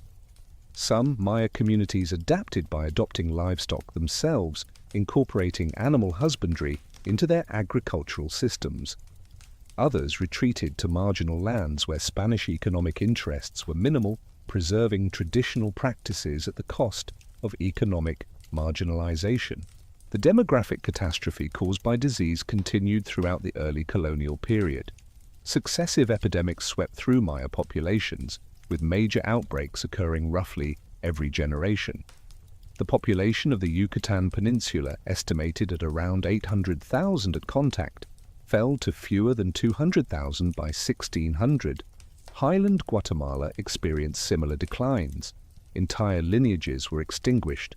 Traditional knowledge was lost with the death of specialists, and social structures collapsed as communities struggled to maintain basic functions with dramatically reduced populations.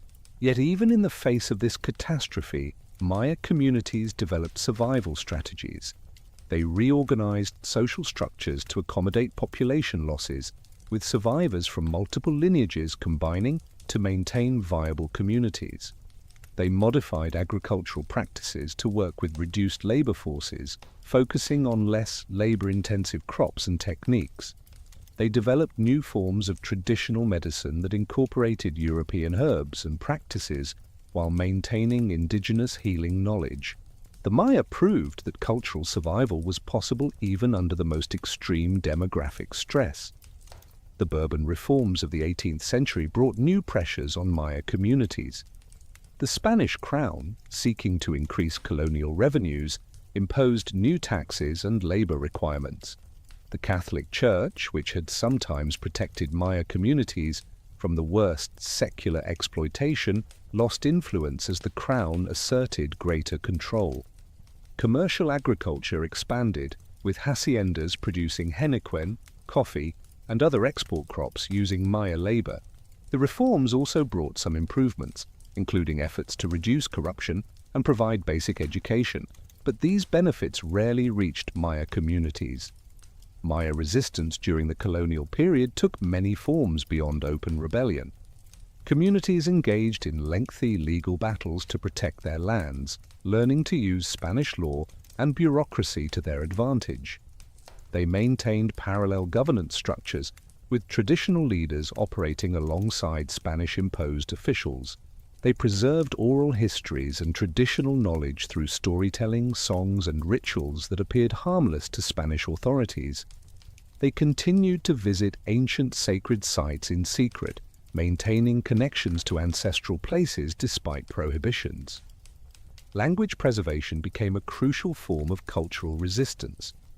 While Spanish authorities promoted Castilian Spanish, most Maya communities maintained their native languages for daily use. Maya languages evolved during this period, incorporating Spanish loanwords for new concepts and technologies while maintaining indigenous grammatical structures and core vocabularies. The diversity of Maya languages, with over 30 distinct varieties, helped preserve local identities and traditions even as broader Maya unity was suppressed. The independence of Mexico and Central America from Spain in the 1820s initially brought little change to Maya communities. The new republican governments were dominated by Creole elites who maintained colonial economic structures and social hierarchies. In some ways, independence worsened conditions for the Maya, as liberal reforms allowed the privatization of communal lands that had been protected under Spanish law. The Catholic Church's reduced power eliminated one institution that had sometimes defended indigenous interests against secular exploitation. The caste war of Yucatan, beginning in 1847, represented the largest and most successful Maya uprising in history. Maya communities in eastern Yucatan, pushed to desperation by increasing taxation, forced labor, and land seizures, rose in coordinated rebellion. The rebels nearly succeeded in driving all non-Maya from the peninsula, capturing major cities and controlling large territories. The war continued for over 50 years, with independent Maya states maintaining control over significant areas until the early 20th century. The talking cross, a religious innovation that emerged during the caste war, exemplified Maya cultural creativity and adaptation.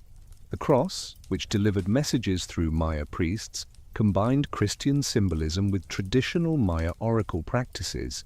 It provided divine sanction for continued resistance and helped maintain unity among rebel groups. The cult of the talking cross created a distinctive religious tradition that persists today, showing how the Maya could transform imposed religions into vehicles for cultural autonomy. In Guatemala, liberal reforms in the late 19th century led to the expansion of coffee cultivation on lands traditionally held by Maya communities. The mandamiento system forced Maya laborers to work on coffee plantations during harvest season, disrupting subsistence agriculture and causing severe hardship. highland Maya communities lost vast territories to coffee planters, forcing populations into ever more marginal lands. The economic development celebrated by national governments came at devastating cost to Maya peoples. The Mexican Revolution of 1910-1920 brought promises of land reform and indigenous rights, though implementation varied greatly by region. Some Maya communities successfully reclaimed ancestral lands, while others found that revolutionary rhetoric did not translate into meaningful change.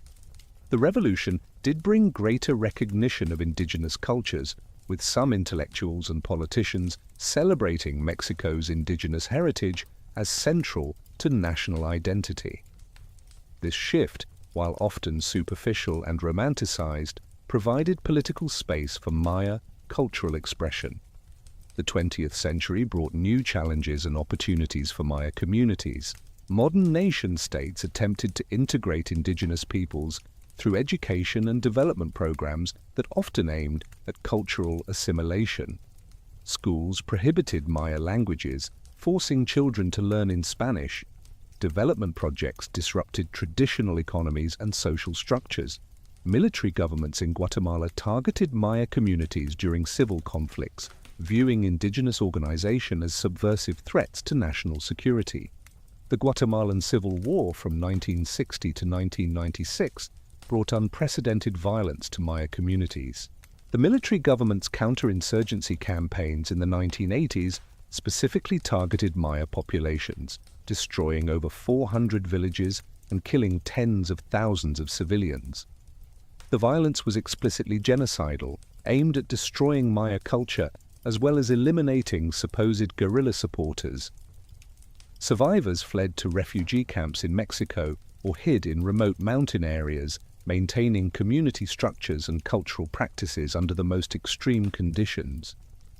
Yet even during this period of extreme violence, Maya communities demonstrated remarkable resilience. They organized human rights groups to document atrocities and seek justice. They maintained cultural traditions in refugee camps, teaching children their languages and histories. They developed new forms of political organization that combined traditional practices with modern activism. Women who had traditionally been excluded from public leadership emerged as important voices for justice and cultural preservation. The late 20th century witnessed a remarkable Maya cultural renaissance. The awarding of the Nobel Peace Prize to Rigoberta Menchú in 1992 brought international attention to Maya struggles and achievements. Advances in archaeology and epigraphy revealed the sophistication of ancient Maya civilization, challenging racist stereotypes about indigenous capabilities. Maya intellectuals and artists began reclaiming their history, producing literature, art, and scholarship that celebrated Maya identity while engaging with contemporary global culture. The decipherment of Maya hieroglyphs, substantially completed by the 1990s, allowed Maya peoples to read the words of their ancestors for the first time in centuries. This breakthrough had profound cultural implications, providing direct access to ancient knowledge and validating oral traditions that had preserved historical memories. Maya communities could now see that their ancestors had created one of the world's great civilizations, with achievements in writing, mathematics, astronomy, and art that equaled or exceeded those of contemporary civilizations elsewhere. Modern Maya communities face continued challenges from globalization, environmental degradation, and economic marginalization. Traditional agricultural systems struggle to compete with industrial farming, forcing many Maya to migrate to cities or other countries for work. Climate change threatens the agricultural base that has sustained Maya culture for millennia. Mining, logging, and development projects encroach on Maya territories, often with limited consultation or compensation. The pressures of modern life threaten languages and traditions that survived centuries of colonialism. Yet the Maya continue to adapt and persevere, as they have for over 4,000 years. Today, over 7 million people speak Maya languages, making them one of the largest indigenous groups in the Americas. Maya communities are using new technologies to preserve and transmit their cultures, creating websites in Maya languages, documenting traditional knowledge, and connecting with diaspora communities worldwide. Young Maya are pursuing higher education while maintaining their cultural identities, becoming lawyers, doctors, teachers, and scholars who can advocate for their communities in national and international forums. The contemporary Maya world presents a complex tapestry of tradition and modernity, where ancient practices coexist with 21st century technologies and global connections. In the highlands of Guatemala, women still weave textiles using backstrap looms identical to those depicted on classic period pottery, creating designs that encode cosmological beliefs and community identities.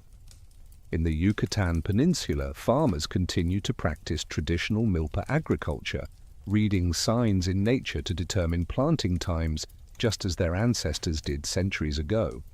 Yet these same communities use cell phones to coordinate market activities and social media to connect with relatives working in distant cities. The revitalization of Maya languages represents one of the most significant achievements of the contemporary Maya movement. After centuries of suppression and marginalization, Maya languages are experiencing renewed vitality through education programs, literary production, and digital media. The Academia de Lenguas Mayas de Guatemala, founded in 1990, has standardized writing systems for Maya languages and produced educational materials that allow Maya children to become literate in their native tongues. Universities in Mexico and Guatemala now offer degree programs in Maya languages and cultures, training a new generation of Maya intellectuals who can work within their communities while engaging with broader academic discourse. Modern Maya literature has flourished in recent decades, with poets, novelists, and playwrights creating works that express contemporary Maya experiences while drawing on traditional narrative forms. Writers like Humberto Acabal and Gaspar Pedro González have gained international recognition, their works translated into multiple languages while maintaining deep roots in Maya oral traditions. These authors address themes of cultural survival, political violence, migration, and identity, giving voice to Maya perspectives that were long excluded from national literatures. The relationship between Maya communities and archaeological sites has evolved significantly in recent years. For generations, Maya peoples were excluded from their ancestral places, which were controlled by government agencies and foreign researchers. Today, Maya communities increasingly participate in site management and interpretation, ensuring that tourism development respects cultural values and provides economic benefits to local populations. At sites like Tikal and Chichen Itza, Maya guides share not just archaeological information, but living cultural knowledge, explaining how ancient practices connect to contemporary traditions. Tourism has become both an opportunity and a challenge for Maya communities. Millions of visitors come to Maya regions each year, drawn by ancient ruins, colonial cities, and indigenous cultures. This tourism can provide important income for communities that have few other economic opportunities. Maya artisans sell textiles, pottery, and wood carvings that maintain traditional techniques while adapting to tourist markets. Some communities have developed eco-tourism projects that combine nature conservation with cultural preservation, offering visitors authentic experiences while maintaining community control over resources. Yet tourism also brings pressures that threaten Maya cultures. The commodification of traditions can distort their meanings, turning sacred ceremonies into performances and reducing complex identities to stereotypes. Large-scale tourism development often displaces Maya communities and degrades environments that have sustained them for generations. The challenge for Maya peoples is to engage with tourism on their own terms, benefiting economically while maintaining cultural integrity and environmental sustainability. Environmental challenges pose existential threats to Maya communities that depend on traditional agriculture and forest resources. Deforestation in the Piton has destroyed much of the rainforest that once surrounded ancient Maya cities, threatening biodiversity and disrupting rainfall patterns. Industrial agriculture has contaminated water sources and depleted soils that Maya farmers have carefully maintained for centuries. Climate change brings increasingly unpredictable weather, with severe droughts alternating with destructive floods, making traditional agricultural knowledge less reliable. Maya communities are at the forefront of environmental conservation efforts in their regions. They maintain traditional forest management practices that preserve biodiversity while providing sustainable livelihoods. Community forestry concessions in Guatemala have proven more effective at preventing deforestation than government-protected areas, showing that indigenous management can achieve conservation goals while supporting local populations. Maya farmers preserve traditional crop varieties that may prove crucial for agricultural adaptation to climate change, maintaining genetic diversity that industrial agriculture has abandoned. The political awakening of Maya peoples has transformed national dynamics in Guatemala and Mexico. Maya political parties and movements now participate actively in democratic processes, though they continue to face discrimination and structural barriers. The election of Maya mayors and legislators has brought indigenous perspectives into governance, challenging the monopoly on power long held by non-indigenous elites. The peace accords that ended Guatemala's civil war included specific provisions for indigenous rights, though implementation has been slow and incomplete. International recognition of indigenous rights has provided new tools for Maya advocacy. The United Nations Declaration on the Rights of Indigenous Peoples, adopted in 2007, affirms rights to self-determination, cultural preservation, and control over traditional territories. Maya organizations use international forums to pressure national governments and attract support for their struggles. Global indigenous movements have created networks of solidarity that connect Maya peoples with indigenous communities worldwide, sharing strategies and building collective power. Education remains a crucial battleground for Maya cultural survival. For generations, schools were instruments of assimilation, punishing children for speaking Maya languages and teaching curricula that ignored or denigrated indigenous cultures. Today, bilingual education programs allow Maya children to learn in their native languages while acquiring Spanish literacy. Intercultural universities provide higher education that values indigenous knowledge alongside Western academic traditions.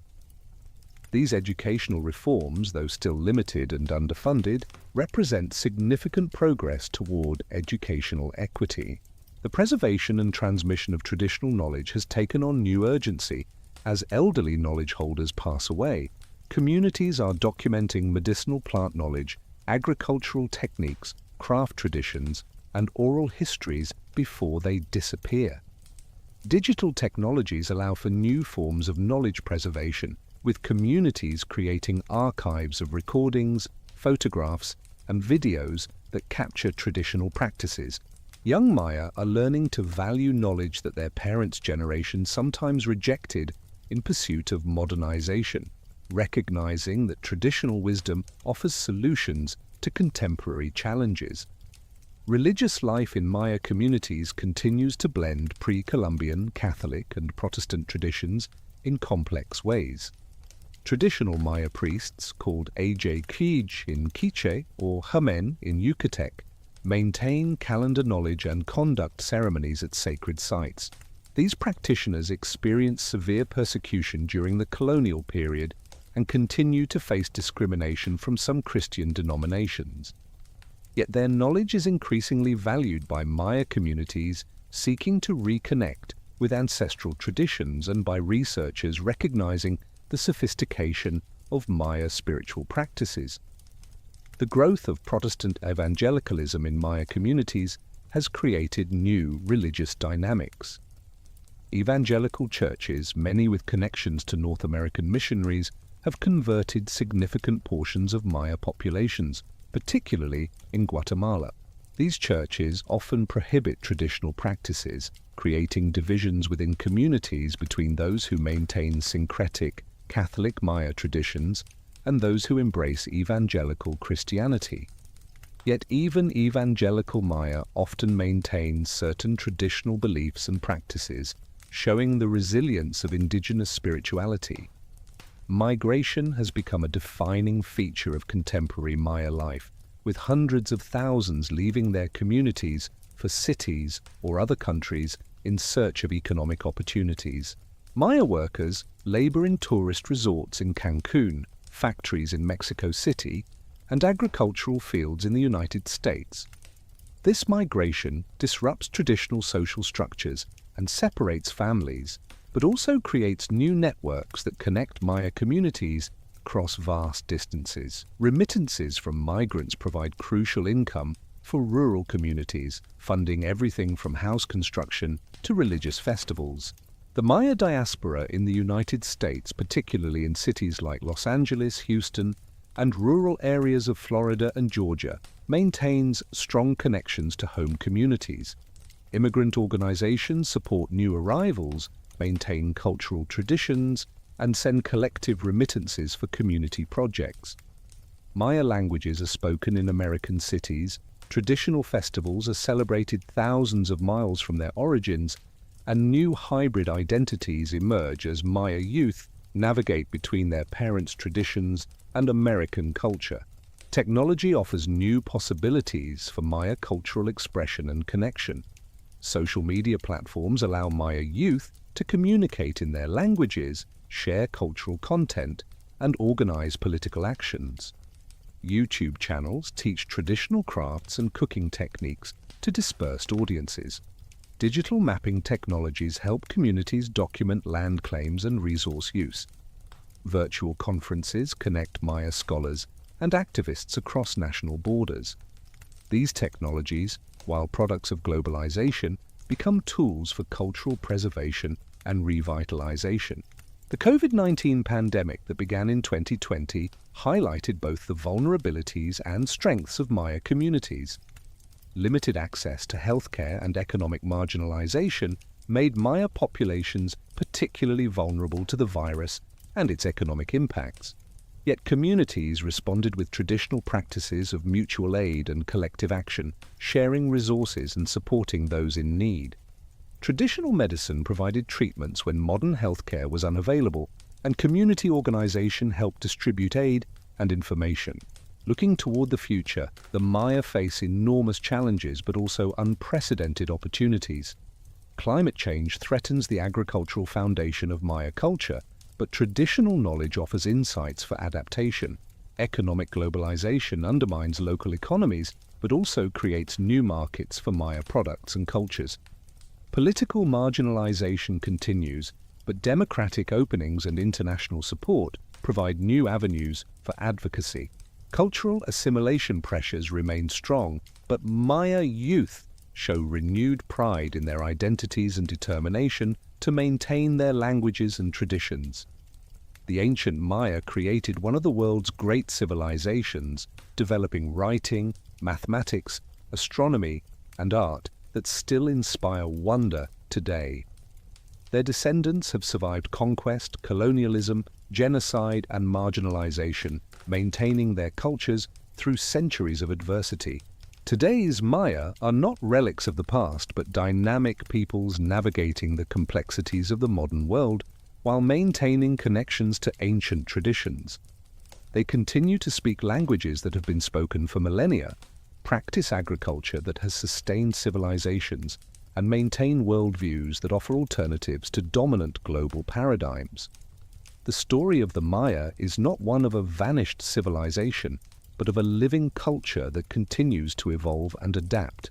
From the first farmers who settled the lowland jungles to contemporary Maya navigating global economies and digital technologies, this is a story of human resilience, creativity, and determination. The Maya remind us that indigenous peoples are not obstacles to progress, but holders of knowledge crucial for humanity's future. Their mathematical and astronomical achievements show that science and technology are not Western monopolies. Their sustainable agricultural practices offer models for feeding the world without destroying it. Their community organizations demonstrate alternatives to individualistic social structures. As night falls over the Maya world, from the rainforests of the Petén to the highlands of Chiapas, from the henequen fields of Yucatan to the coffee plantations of Guatemala, millions of Maya people end their days as their ancestors have for thousands of years.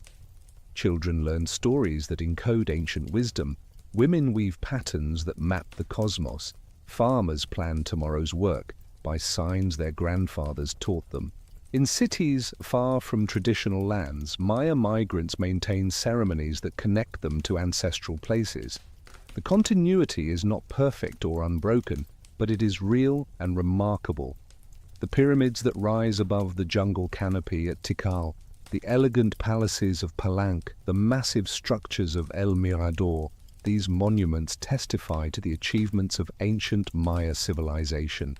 But the true monument to Maya culture is not built of stone, but of human resilience. The millions of people who continue to speak Maya languages, practice Maya traditions, and identify as Maya despite centuries of pressure to disappear.